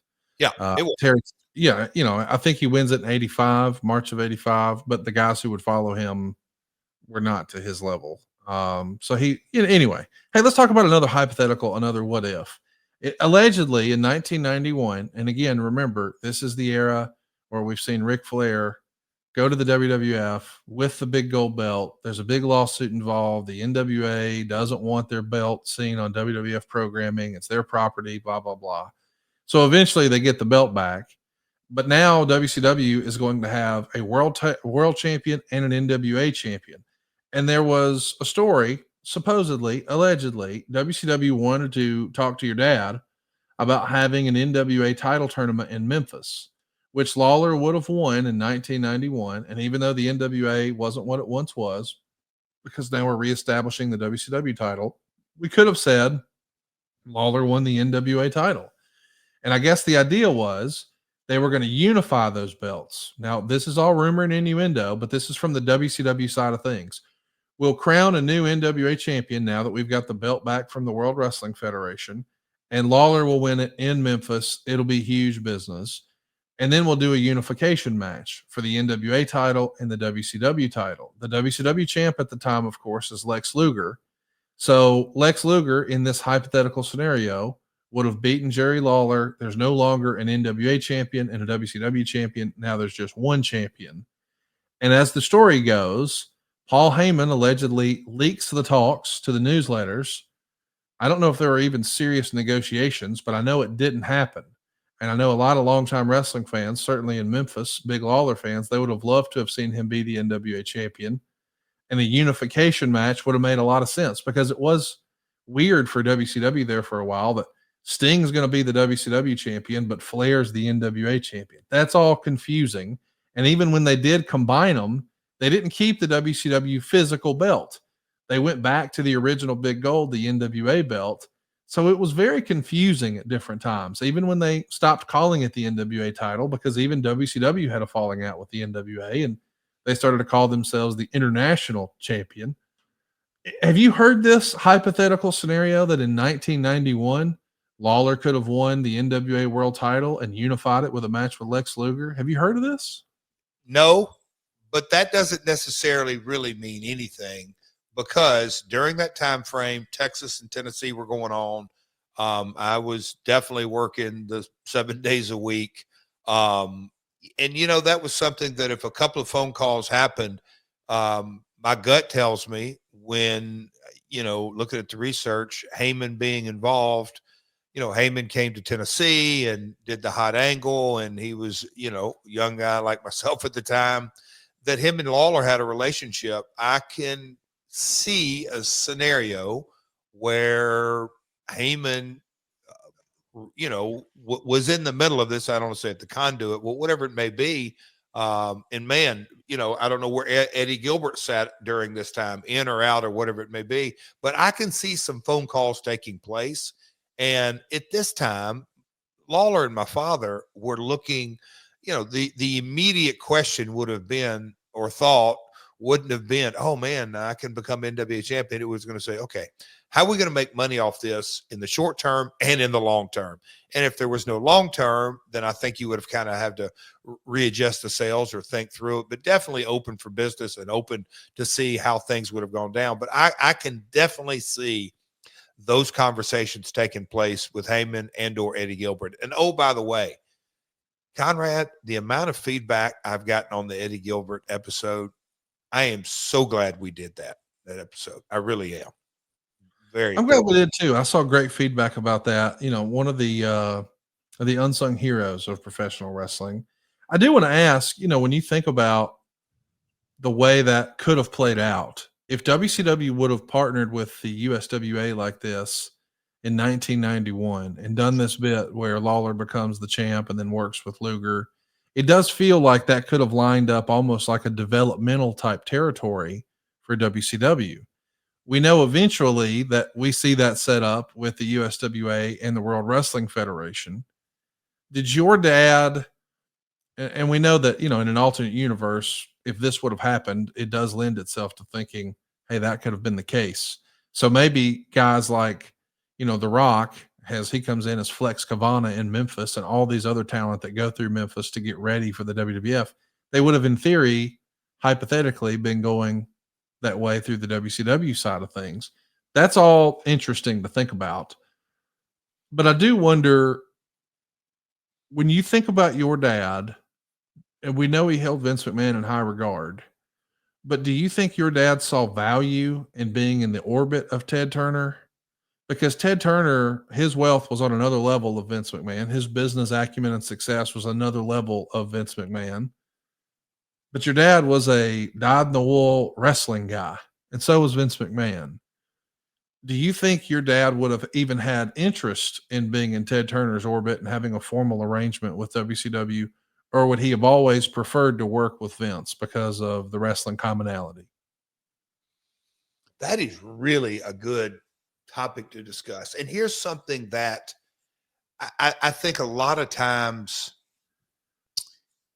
I don't think as history rolls along on just how my father viewed the Tennessee territory first and foremost. He knew, and I'm talking about at the very, very core of his business, like the very core of it, that I am a promoter of weekly towns, and those weekly towns are Memphis, Nashville, Louisville, and Evansville. There for a time, Jackson. But for the most part, 4 weekly towns, 3 nights for spot shows. That being said, the population on those 4 markets, and as good as business was, he knew the ceiling. He knew that guys are going to come in, and just by design, they're going to want to go to New York or go to Charlotte or even to Florida, or certainly Japan money or Texas money. He knew that we were a small socioeconomic area, that the amount of pay that could be given was not on the par that these other big territories. And so when he heard, the stories that, Tennessee's a bad payoff, relatively speaking, you paid what the house, just like every other territory did. So with that being said, he knew in that mid 80s, and look, he tried everything. And I think about, that super clash when we did, the 3 territories. And look, Vern was older than him and Fritz was wanting to tap out. He was the young out of the 3. He really wanted to try to craft something and try to work with these guys. And he would be so frustrated with Vern's mentality. And he knew that Fritz could care less. And I'm dealing with Michael Hayes and love those guys. But, Fritz was still running that. So he knew in the mid to late 80s that, man, I'm not making the big money more. I've got to figure something out. And so he harped on, like, as Jerry Jarrett, what am I good at? I'm good at developing talent. I'm good at spotting talent. I'll develop talent. So he had the idea of, we'll call it the developmental system, the feeder system, whatever it may be, way back. And so your question being, and I'm getting to that, and I apologize for being long-winded, but I think the set point is just that hey, if I'm going to get in business, if I'm going to keep my business rolling, I need to become some type of feeder system. And seeing how they, gobbled up or it turned such into a corporate. And yeah, Ted was the boss, no doubt about it, but he was never the wrestling guy. And my father watched the revolving door of so many different people in their short period. We've already touched on them: Jim Hurds and Bill Shaw and Watts. And I mean, just the turnover and the turnover and the turnover, that if I'm going to be a developmental, and I think just by design, him, relationship with Vince's father, it all just kind of organically happened. And then you throw in there the legal complete mess. And I think a lot of times this day and age, here we are in 2025, people forget in 90, 91, 92, the WWE and the steroid scandal, man, it was national news all the time, and not in a good light and a bad light. And so that relationship on how can I help, and how Vince, you have really raided all the territories, and now Ted has his company and you have your company. All right, now where are we at? And Vince never, ever really, hell, the guy got on a plane and became Mr. McMahon down here. He didn't do that because he wanted to be a character, although he loved doing that. Vince knew the value in, we've got to develop talent. He was a believer in that, in developing talent. So I think it goes without saying that my dad was a wrestling guy and Vince was a wrestling guy. And if you're going to have a future developing talent, you better go with the wrestling guy, because the corporate mentality, although Ted loved his wrestling, it was a mess. In hindsight, I don't say from day one, but in a lot of ways it was. Let's talk about another what if. What if, when you do sign with a national company and you go to work for Vince McMahon and the WWF, what if they wanted to bring you in as a babyface rather than a heel? Now, that's almost unimaginable for everybody who grew up watching the Double J character. But as a reminder, if that was your first introduction to Jeff, largely in Memphis, he was the perennial babyface. He'd been a babyface his entire career. And now we're asking him to step out of his comfort zone and be a heel. And I've heard from a million wrestlers, it feels like, who say, oh, being a heel is not only easier, it's more fun, it's more enjoyable. But I'm curious, did you feel like that gave you the best chance to ensure success on a national level to come in as a heel? Or if you had your druthers, would you have liked to have tried to come in as a babyface? Now, with the benefit of hindsight, it feels almost unimaginable, the idea that you would come in as a babyface. But what did you think at the time? And in an alternate universe, in our hypothetical what if scenario, if you came in as a babyface, would you have still done the country music persona, or would it have been something different? Well, you got to go, you'd have to talk to the boss, on the ultimate. But Conrad, and it was 2 conversations like Vince has had with thousands of talent. Tell me a little bit about yourself. Where are you from? What do you like? This, that, it's obviously you're a second generation, blah, blah, blah, blah, blah. Okay. So nothing was really decided. I'll really never forget Mo Man telling me, welp, Vince wants you to be a heel. And Conrad, I had never been a heel in my life. For about literally 3 minutes in the Sportatorium one night, I walked down the heel aisle as a storyline. but then I turned on him and came back babyface. So I had never, and I'm just like, and then, in Jerry Jarrett's best fashion, he started giving me the pep talk and just said, son, you're a good talent. Don't worry about it. I'm like, how in the hell am I going to pull this off? And then, as that conversation kind of ended, and the next thing you know, our boy, Brother Love, Bruce, he's coming to Nashville to shoot the vignettes, and you need to get, I don't know, man, get as many outfits as you can. We're going to be ambitious. We're just, we're going to probably shoot 4, 6, 8 a day and vignettes and have all kind of outfits and this and that. And just like, but Conrad, I think about that time frame. It set it. I mean, in a lot of ways, it launched me onto the national scene with the defined character. And I've talked about it multiple times on here, to debut a character end of 93, 94 with 12 consecutive weeks of vignettes. That's a lot of TV time during that time, and a very lasered focus. I mean, hell, it goes without saying, an action figure is being sold today based off that character. So, he knew exactly what he saw as a Southern dude, and country music was at a different spot. They call them the hat axe, but it had really, the 80s, you can't say country music was mainstream or pop music. By the 90s, it was Garth Brooks was selling out. There was a bunch of acts, but country music was in a different spot.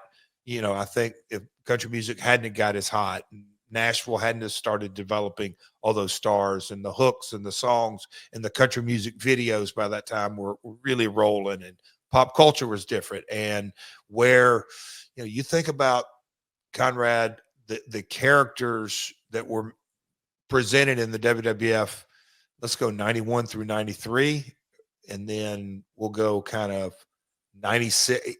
It was a different time frame, a different, lots of what ifs going through there. I am super grateful that I debuted as a heel. Oh man, so many things happened positive out of that. Well, let's go down that road, because one of the other what ifs is, we understand the pairing with the roadie, and the idea originally was going to be that he's going to expose Milli Vanilli style, that he was really the guy doing the singing. But your entire persona had been on being the world's greatest singer, the world's greatest entertainer, blah, blah, blah. And your dad wrote about it in his books, like, hey, not only is there not necessarily a problem that you would lose to the roadie, and he would be, championed as the real singer, but the real question is, where does that leave you storyline wise? Like, once you've been exposed as, hey, your whole entire persona and gimmick based on being the world's greatest singer, well, you're not really the singer. Where do we go from there storyline wise? Were you frustrated with that? And was there any sort of concession that Vince could have given you to change your mind about the way that was positioned to stick around? Because we know ultimately you wind up walking out, and we know you, have a lot of success in WCW, but then you come back. But had you worked it out with Vince somehow, some way, and hung around the WWF, does your career look a lot differently? In this scenario, if you could have figured out how to navigate those waters and not leave, then you would have been there already, established as a multi-time Intercontinental Champion when Steve Austin comes into the company and when Mick Foley comes into the company. But it does feel like when you walk out and you're on the sideline for a bit and then you go to WCW, that by the time you come back, they've already firmly established Austin and Mankind, and you're going to come in sort of slotted beneath them. We know what happened with that promo. You and Steve never really get on the same page. But that whole dynamic would have existed in a much different way had you not left. So in this hypothetical situation and circumstance of what if you don't leave, what concession from Vince would you have needed to not walk out after you drop that match to Shawn Michaels in Nashville at In Your House #2? I don't even think it's a concession. And this is, to me, if we're kind of going through the what ifs of Double J or Last Outlaw, whatever, of Jeff's career, this is the biggest.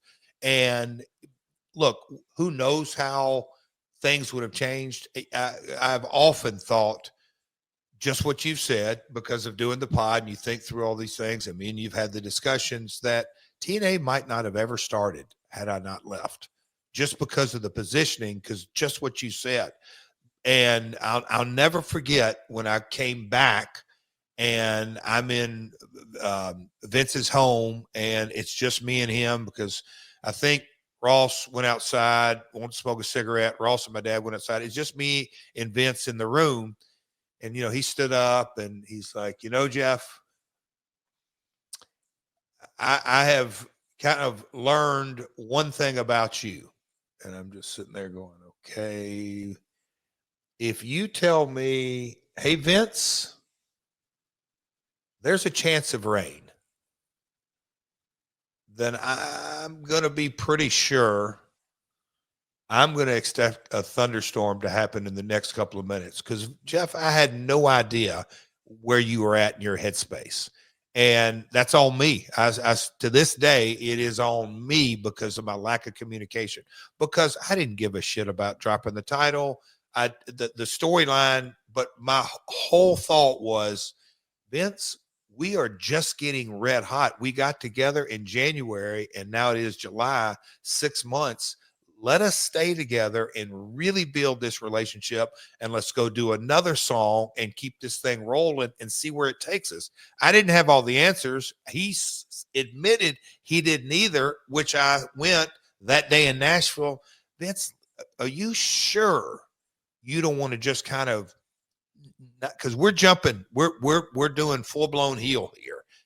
Can we just kind of move on through? I mean, in your house pay-per-view, it was a 2-hour pay-per-view. Me and Sean went 20 to 30. The recording was 10 to 15. So I had 45 minutes to an hour of a 2-hour pay-per-view. There was a lot of invested in Double J. I just wanted to just not turn full blown and keep this thing going. I didn't articulate that enough. I didn't communicate that enough. And so as far as a concession, all I asked was, hey, Vince, do we have to do the turn tonight? Because I think if we wait and really blow this thing out, it will be even bigger. He didn't hear what I was saying because, and look, hindsight's 20/20, but we were in the room when I went back at his house.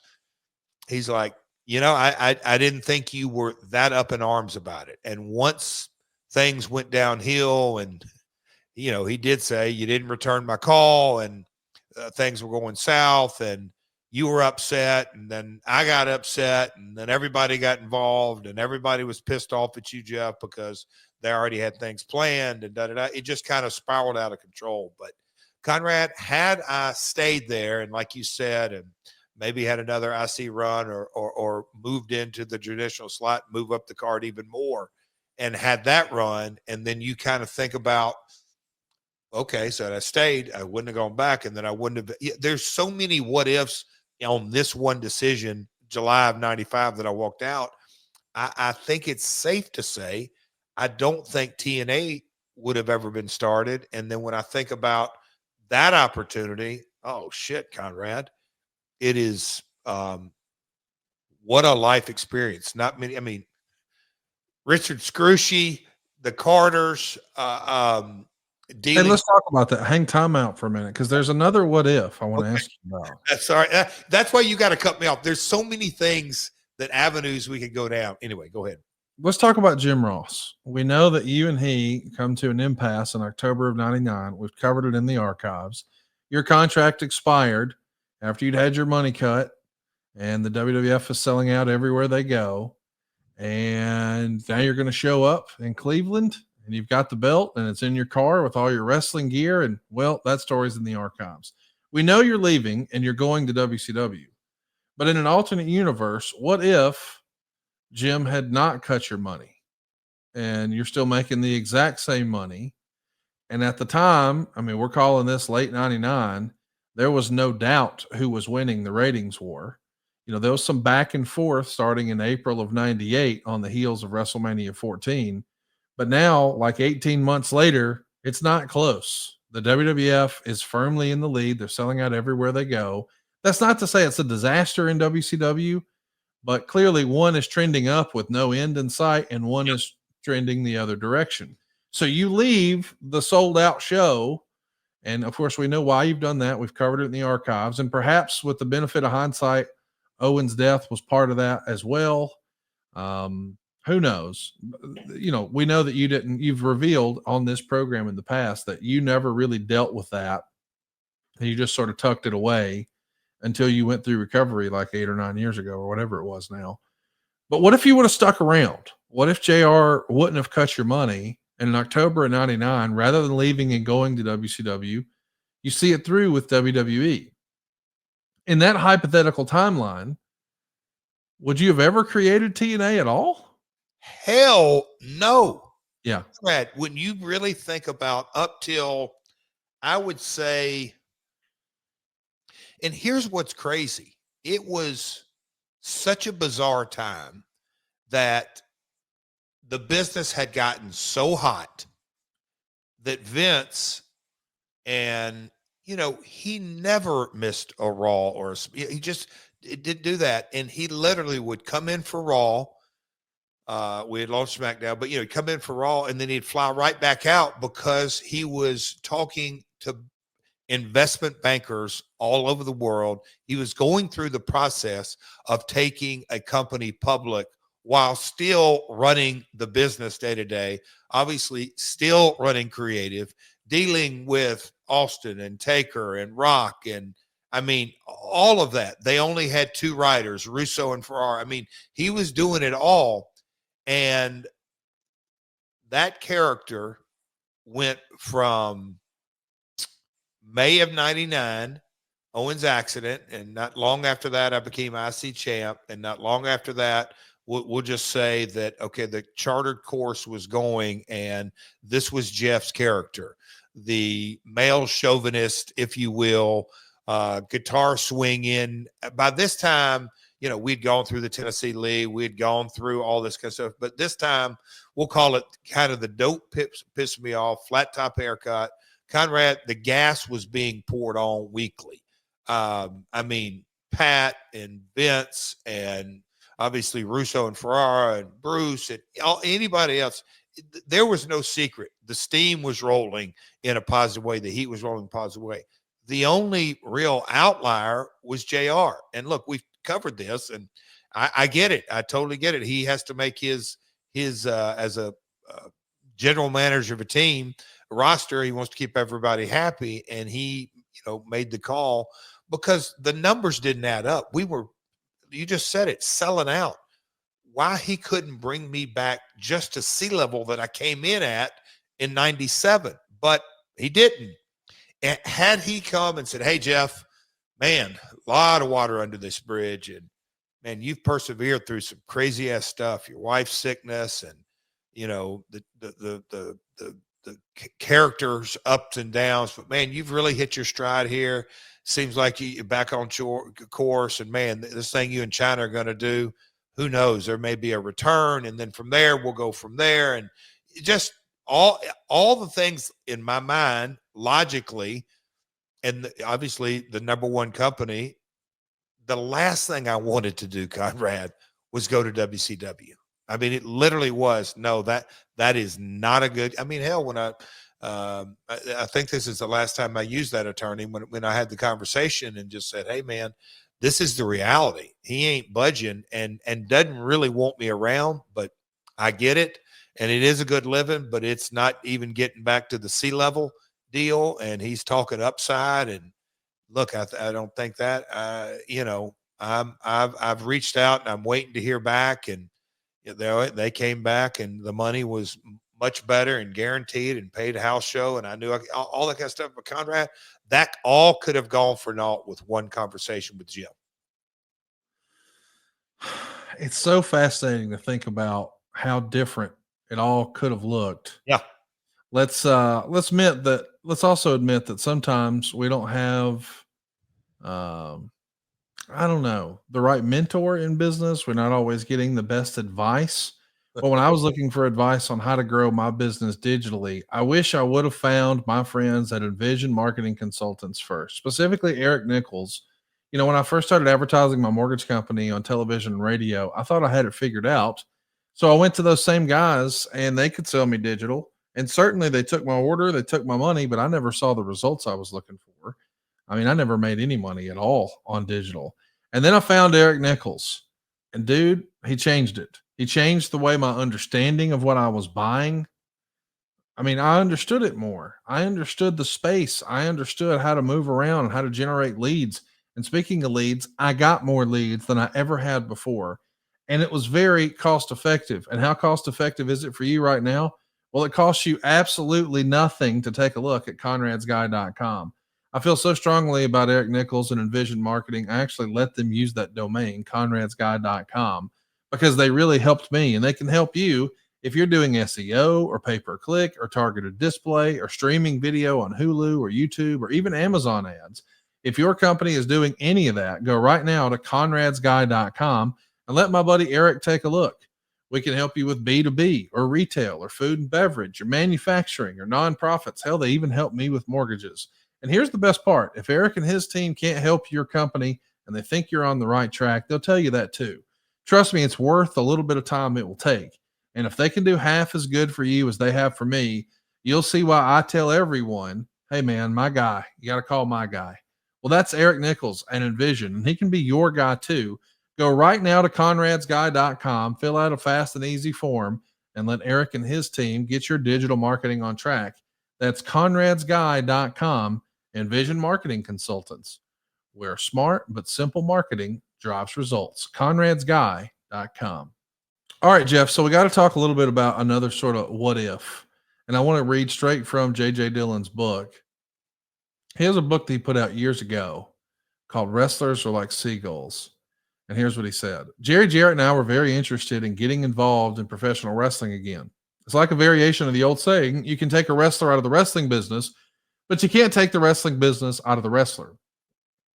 We began to work on a business plan for a new promotion, looked for an investor or creative ways to get financial backing to do a startup company. And there were a lot of unemployed wrestling talent floating around, and many of them still had name value. If we could have signed new talent and giving them the rub with established stars like Sting, Hall, Nash, Goldberg, and Steiner, we would have a nucleus to launch a new promotion. However, time was of the essence because every day that went by, the stars became further removed from national television exposure. And we couldn't start up a company with all new talent. Our plan was to find an investor who would be willing to bankroll our startup costs. As soon as we could make the company profitable, we would go public. That's where the big money is. And in August of 2001, Jerry Jarrett, Jeff Jarrett, Scott Steiner, and I met with a potential investor at his offices in Lower Manhattan. The investor had been a part of a group that had promoted boxing at several casinos, and the prospect of promoting wrestling intrigued him. He told us that he needed some time to contact his people and sell them on the idea, and that he would do his best to get a commitment for the funding we would need. I would categorize his mood as one of cautious optimism. 1 month later, the Twin Towers were destroyed by terrorists. Many of the people who were interested in investing in our startup promotion lost their businesses in the tragedy, and several even lost their lives. As a result, the deal never came to fruition. Now, obviously, we're not going to turn this into what if 9/11 had never happened. But do you think there was even a shot that this plane could have been landed? Boy, that's a bad analogy to use there too. Could you have gotten an investor in Manhattan? Because we've never talked about this meeting before. Yeah. But we know that in June of the following year is when you do launch TNA in Huntsville. How serious were these talks with this investor? Did this ever feel like it was a real possibility for you? Or was this just a nice thing to write about in the book as a fun what if? And you know, when I read that, I'm like, son of a gun. I don't think me and Conrad have ever even discussed this. No. But let me ask you, why do you think Scott was there? I mean, I just assume visually. Yeah. Oh, I mean, literally, my old man goes, hey, Savage. Yeah. Okay. He said, Jeff, do you have anybody like that would just literally tag along and sit in on the meeting? I said, yeah, Big Papa, I'm sure. Yeah, we got a buy him a lot of food. That's it. Former world champion, and has a little bit of name value if you're a WWF fan or a WCW fan. But more than that, just visually, it's like, oh, this guy looks like a superhero. But he was next to last champion of kind of on the night of the last WCW show. He was in the world title match, dropping the title. That was kind of the positioning. I'm like, yes, okay, that makes sense. All right, yeah, I truly believe that and this is never talked about, but yes, God, and I've wrecked my brain. But this guy was dialed into boxing and pay-per-view, investment banking. It was a fun investment. It was a kind of God, just what such a different time frame, because does it say what month? It doesn't matter what month. August of 2001. Okay.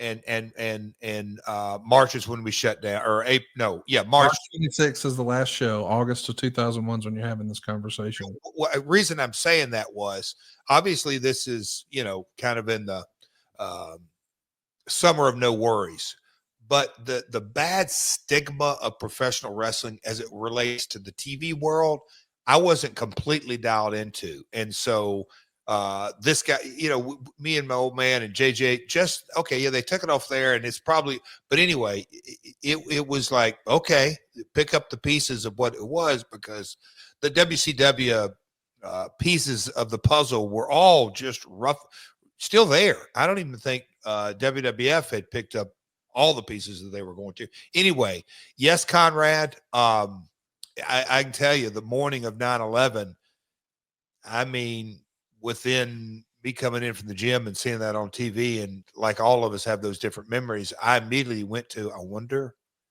if this guy's okay. Because, I mean, we flew into LaGuardia, got the hotel. I think we stayed at the Marriott down there, got ready and went over to the meeting. And if it wasn't in the Twin Towers, it was right next to it, because we were up on a very high. I mean, the view that we had that day waiting for the meeting to start was, very cool or spectacular. Look out over that Statue of Liberty. It was, I just remember thinking through that on 9/11, like, damn, we were just there. And then it was, everybody, everything changed, but all those pieces of the puzzle that were going to potentially come together, it was, those conversations were, over that day. I mean, it stopped because there was death and there was tremendous loss, and they had a lot bigger situations that they had to navigate through in the immediate future. And so those conversations, they literally just ended that day. It was very interesting, but yeah, there was definitely a possibility. The guy, and I'm surprised. That's another thing I was surprised when I read the research. JJ said cautiously optimistic. It's interesting how he phrased it, because I would say it was more than optimistic, because, the guy had taken high risk ventures. Anyway. Well, perhaps he means cautiously optimistic because he didn't say, yes, I'm in, I'll get the money, let's go forward. Yeah, I think he just wanted to make sure, measure twice, cut once sort of thing. I think that's okay. Oh, it is. Yeah. And for most investment bankers, that's true. Very sure you run across mavericks or renegades like a Richard Scrishy or a Ted Turner who are used to operating at a big level. But if you're a traditional institutional investor and you're a numbers guy, you're more worried about making mistakes. If you are a true entrepreneur and a maverick, mistakes are part of the game, and you're going to try to have more wins than you have losses. So I get that. Yep. Of course, that would have meant, in this hypothetical scenario, you would have had television. You wouldn't have needed weekly pay-per-views. So let's talk about another what if. What if you and your dad didn't hire Jay Hassman to run the pay-per-view end of TNA at the beginning? Certainly, he was projecting really high numbers for your weekly pay-per-views, and then later sent you what we believe to be fraudulent estimates for pay-per-views after the shows were already in the can. So you were budgeting based on fake numbers, and when you actually found out where the rubber meets the road, it was too late. So if you had known that Hassman left WCW in 2000, do you think you and your dad would have even considered working with him? Would you have looked into him further? I mean, Well, and with the benefit of hindsight, what do you think his motives even were? Like, no, what we knew he had left. We were just, and I tell folks this often when they're asking me all different kind of questions. A bad hire is not fatal. Keeping a bad hire on board can be, without question, is fatal. We didn't know. We were sold a bill of goods. We knew that he was no longer with WCW, but he had moved on. And look, in a corporate environment, there was and I learned that at Vince, the amount of chief marketing officers and folks, I mean, just a massive turnover. So we didn't really think about, okay, he's no longer with WCW. We looked at his revenue, knew that he had credentials, assumed he had credentials, and end of the day, a horrible hire. I mean, the guy, not a good dude, went to prison. All of what happened after the fact, it is what it is. But what is the question is, what if we wouldn't have hired him? That's a good one. There could have been, I mean, who knows, man? That's a good one. Different strategy. Hell, who knows? Maybe we would or wouldn't have done it. Or certainly, I don't know, Conrad, because knowing the TV landscape and Richard giving me the green light and plenty of capital, that's a man, you would have to, it depends on who we did hire. If we didn't hire Jay, who we hired, the feedback they gave us, would he have said, hey, come out of the gate and do once a month? Been hard. Social media didn't exist in those days, but maybe it's once a month, once every 3 months. I don't know what exactly the feedback would have been from whatever pay-per-view consultant we would have hired. And then that would have gone into, a conversation with Scroochie. Man, that's a really good one to extrapolate out. Things obviously would have been different. We never imagined, because if the guy wanted a job and wanted upside and wanted longevity, that's why it comes to, the old country saying that in the territory, I don't know how dumb people think. Well, the guy sitting in the corner, I'll tell you exactly how dumb people think. And he wasn't the sharpest tool in the shed, but no. That's a good one. Things would have been different, no doubt. It is interesting to think about the next what if. Like, what if Hassman hadn't given you those? I mean, if he'd given you the real numbers, you certainly would have continued to spend the way you were. The budget would have been adjusted. Your dad would have found a way to run a razor thin margin, but it would have been profitable. And that brings up the next question. We know at first your lifeline is Richard Scroochie and Health South, but eventually, through some sort of luck or kismet or whatever you want to call it, you realize that, hey, this PR girl who's working with us, her family are billionaires with a B. If Panda Energy had not been there with Life Raft and life preservers, we never talk about this, but this is just the reality. You and your dad may have at least had to consider bankruptcy at that point, right? I mean, you'd put all your chips, you went all in, pardon the pun, Yep. on TNA with false information. So now, you have what you feel like is going to be an angel investor in Health South and Richard Scroochie, worth a Google if you're not familiar with what happened there. But then with Panda Energy, this feels like, oh my gosh, right time, right place, right partner. But if Panda Energy doesn't emerge, not only are you potentially facing bankruptcy, I do want you to talk about that. But the next question becomes, what happens with your personal wrestling career?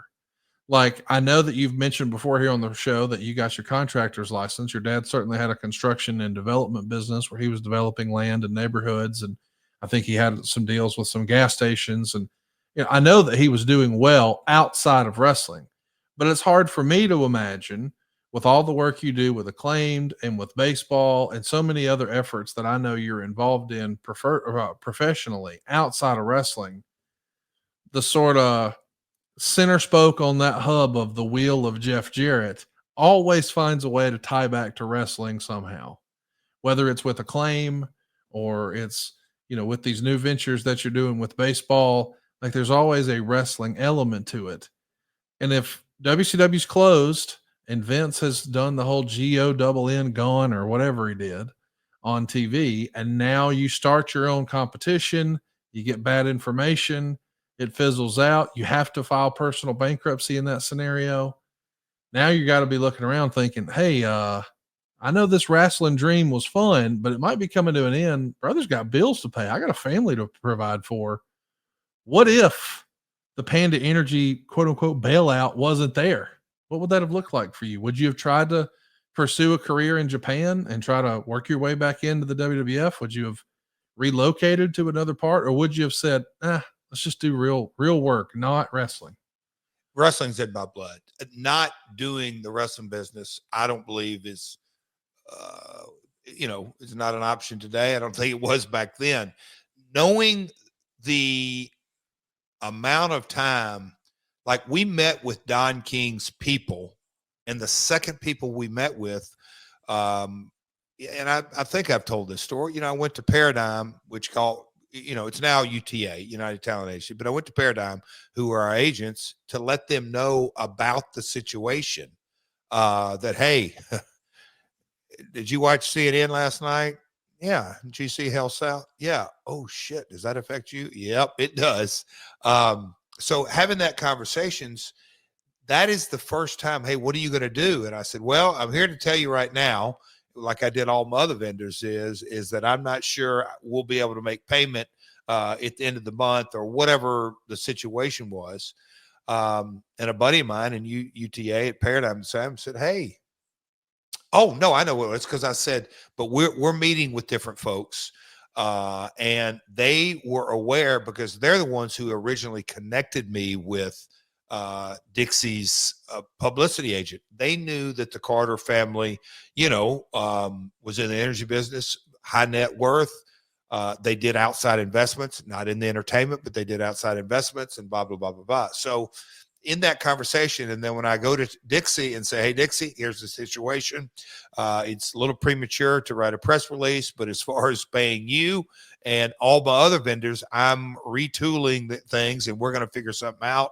I don't know if we'd already had a meeting with the King people, but we were going to. Knowing what I know now, and when, a year and a half in, we were, okay, I don't know how long Bob Carter's going to stick around, but we need to have a backup plan. And we went and we found, another investor who was certainly willing to step up to the plate, and coming back and, Bob basically saying, not only no, hell no, get the hell out of here. Whether it's my delusional optimism, Conrad, or whatever it may be, failing wasn't an option. We would have found by the grace of God, but we would have gone after different ways to fund the venture.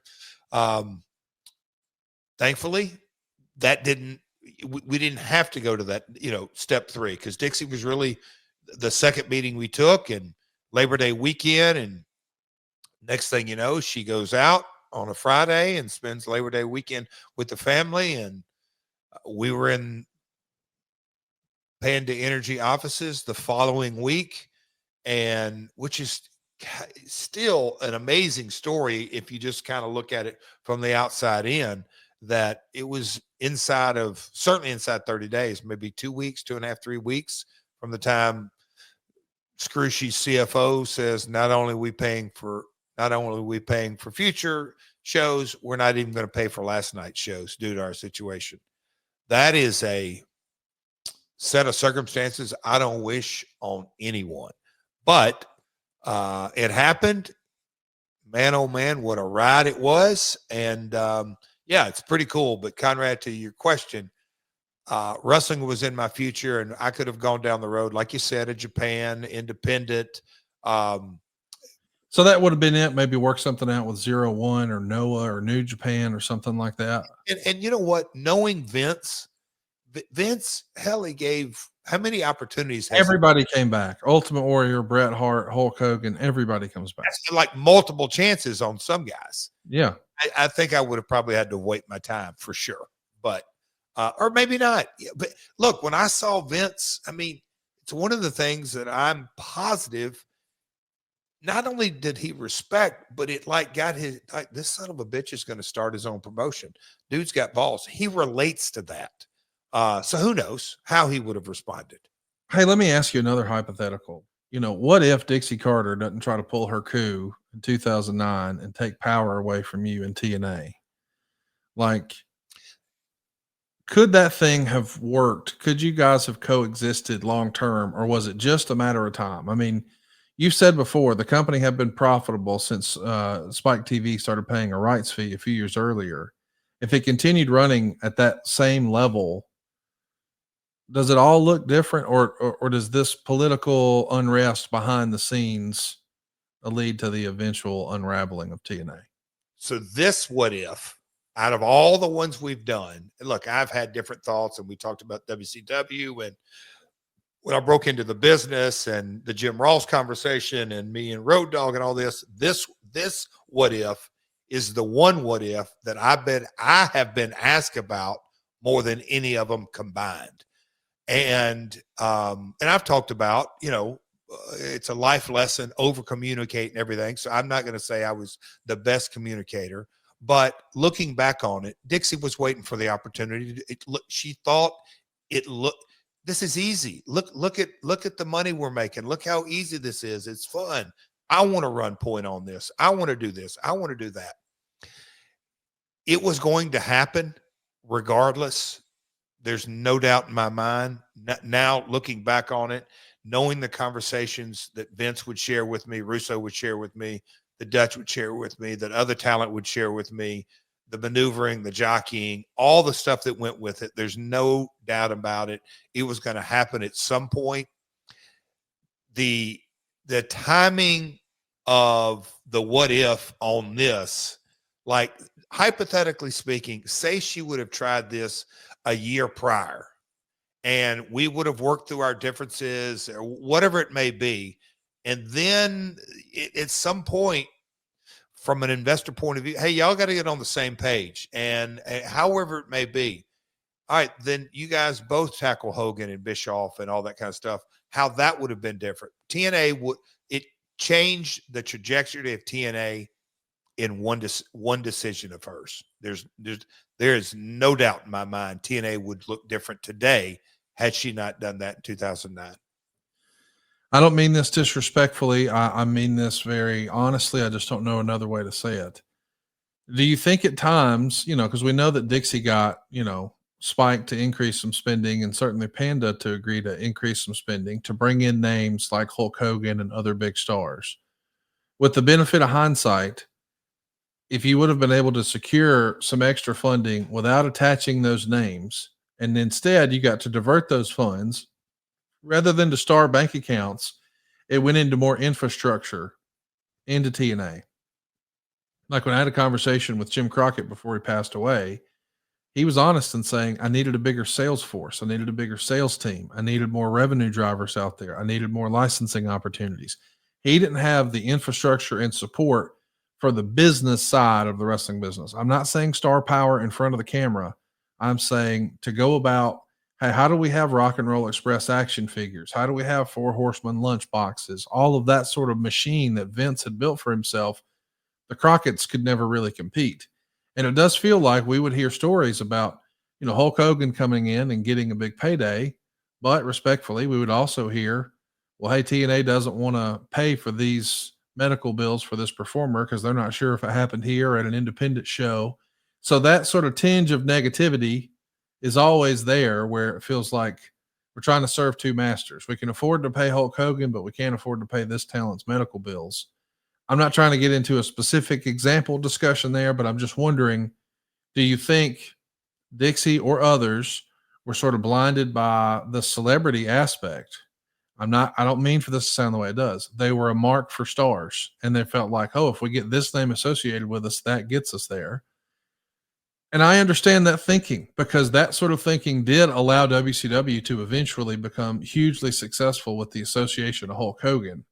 But I think most can look back and say, when it was all said and done, I don't know if the return on investment was there for Hogan and some of these other talents. If that money was diverted to growing mid-card talent and paying those guys more so they weren't just on a nightly fee, because it feels like it's feast or famine for a lot at times in TNA. Some guys have a great schedule with, a lot of money, and other guys are just on a per appearance deal. I'm just wondering if we redirect some of that investment that came from Panda and came from Spike, does that change anything, or is that a silly what if? So I'll give you my perspective. It wasn't until 2015, Conrad, that all of my shares, I sold all of my shares back to TNA Ventures when I sold out in 2015. So let this sink in. For 2 years I wasn't at the company. I was still the single largest shareholder in the entire deal. Panda Energy International was a conglomeration that had over 400 investors. So with that being said, the reason I bring that in is I had the most incentive for TNA to succeed. The bullshit that Dixie believed and others believe, oh, Jeff's self-serving. That was the biggest myth and crock of shit that Dixie believed, because let's play that tape forward. Had Dixie gone, oh yeah, Jeff wants this thing to do good, the reality is she moved me out of the way. And so here's the TNA bus going down the road. And then all of a sudden, Hogan's driving for about half a mile, and Bischoff's driving for a half a mile, and Bruce would come in and take over, and then Dixie'd come back in. You had the five-headed monster, if you will, that were kind of running the show. And look, Dixie did what she thought was best, and Hogan did what he thought was best for Hulk, and Eric did what he thought was best for BHE, and Bruce would try to help. I got to help Dixie, but got to add a Hulk, and then Russo's, I got to write my best show, all this kind of stuff. At the end of the day, they all had their agenda. I'm not saying that they were selfish, but it was wrong. They never did what was best. Had a wrestling guy, AKA Jeff, stayed in control, there is no doubt in my mind we would have got another 2 hours on Spike, because we were successful.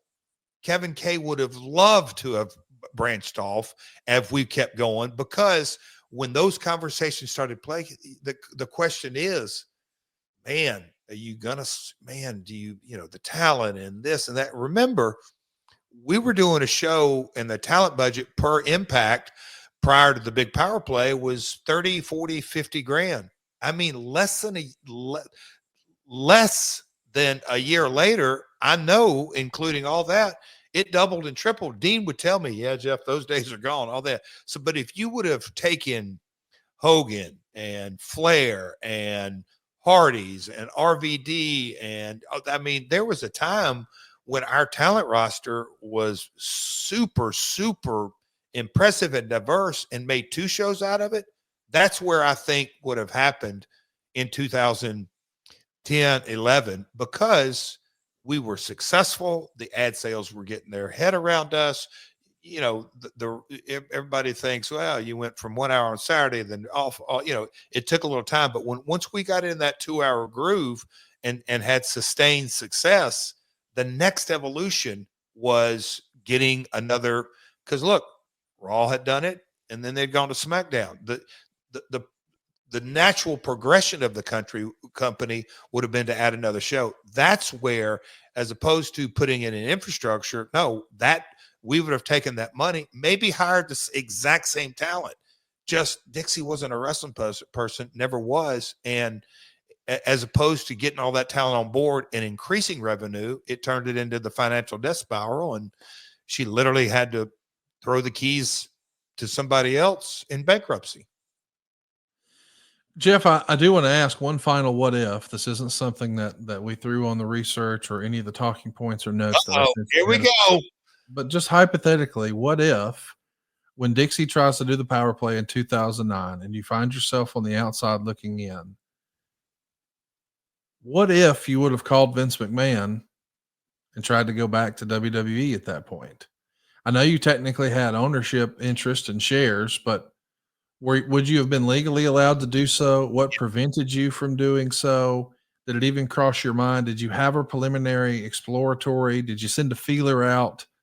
But what if Double J, after he's been sort of the man out front, the masthead for TNA all those years, if he shows up on Monday Night Raw and cuts a scathing promo, and you would have been the talk of the business in 2009, that could have been really, really fun to think about you making that jump.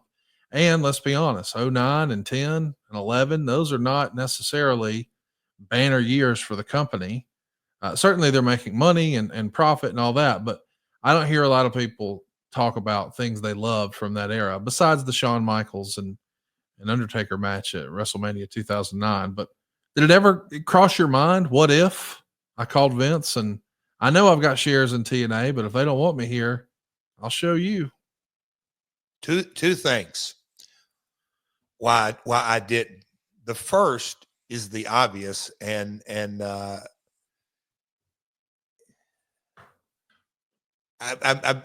know we're doing the pod here, but I'm surprised you didn't bring it up. But think about it. I'm 42 years old in 2009.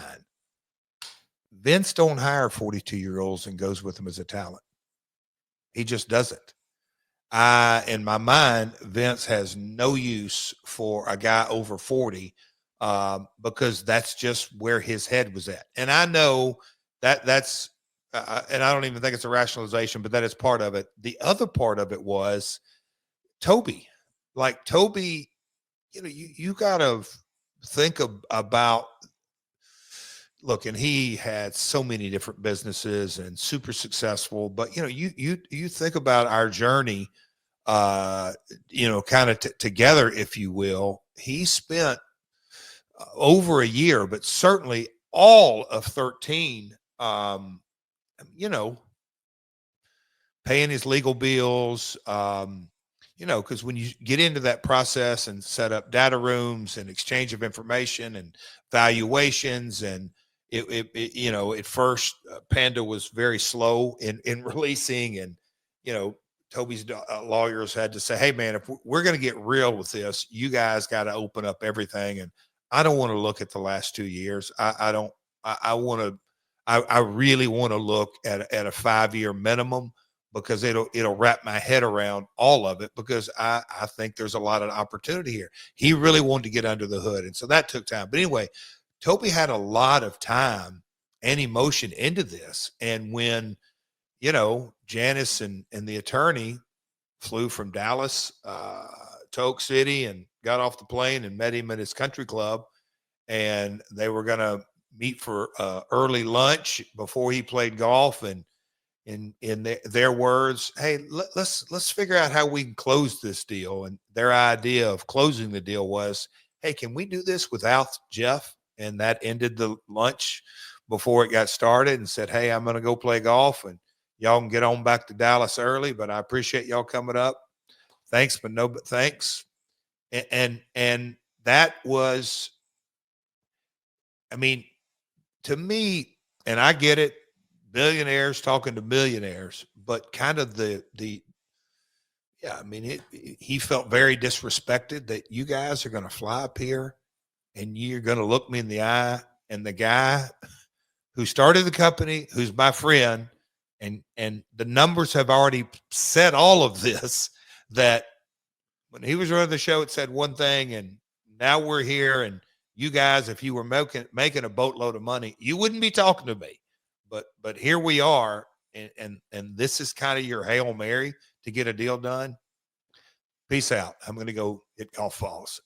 So Toby really wanted to give things a shot, and he looked at Global Force as an opportunity. Obviously, that's another pod, and we never got there. But those two things, Conrad, that when it went down and went south, that was the deal. Well, the deal you've been looking for is at savewithconrad.com. If you haven't already, what are you waiting for? Go check it out. Find out how much money you can save right now for free. You don't need perfect credit or money out of your pocket. But I'm talking to a lot of folks who have a little more month at the end of the money.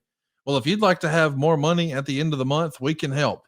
I'm routinely talking to families who are carrying more credit card debt than ever before. And listen, that's a rat race that you're going to feel helpless in. If you feel stuck making the minimum payments, I want you to know help is on the way at savewithconrad.com. How's this for starters? No house payments in April or in May. If you haven't already made your house payment, you don't have to make another one until June. That's your single biggest bill, and you get to pocket all of that cash. And come June, guess what? You're going to have a cheaper monthly payment. We're routinely helping our podcast listeners save up to $1,000 a month, sometimes even more than that. We helped a customer back in February save more than $2,500 a month. They gave themselves a $30,000 net raise. So how much money did they have to earn and pay taxes on and then just give away? Find out how much money you can save right now for free. You'll get a cheaper monthly payment. You'll get rid of all your credit card debt just like that. You're going to improve your credit rating along the way. I'd almost guarantee it. And did we mention the interest you pay on your house is tax deductible, whereas the interest you pay on these credit cards, if not? So you know you can get a better rate. You know you can get a greater tax deduction. You know you can get a cheaper monthly payment. All you needed to know was who to call, and that's us, toll free at 888-425-0105, or DM me. I'm on all the social media platforms. My DMs are open. You can even email me directly. It's Conrad at savewithconrad.com. And get yourself a quick quote, even talk to a live person right now at savewithconrad.com. And listen, don't just take my word for it. Go check us out.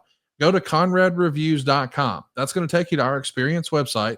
Everyone who closes a loan with us is given the option to leave a review. Now, not everyone does, but over 1,700 people have given us a 5-star review. Our average rating is 4.74 stars. We're like the Kenny Omega of saving people money. And we're ready to go to work for you right now at savewithconrad.com. Jeff, this was a lot of fun. I never know what to expect when you and I sit down and click record, especially with like an open-ended topic like this, like what if. But this was a great amount of fun for me, the what if. Did we miss anything? Is there any stone unturned? No, I mean, that's the thing that I try to be conscientious of our listeners. And sometimes, do I need to go down this rabbit hole? Do I need to go? Because we could talk forever about the Vince story, the TNA story.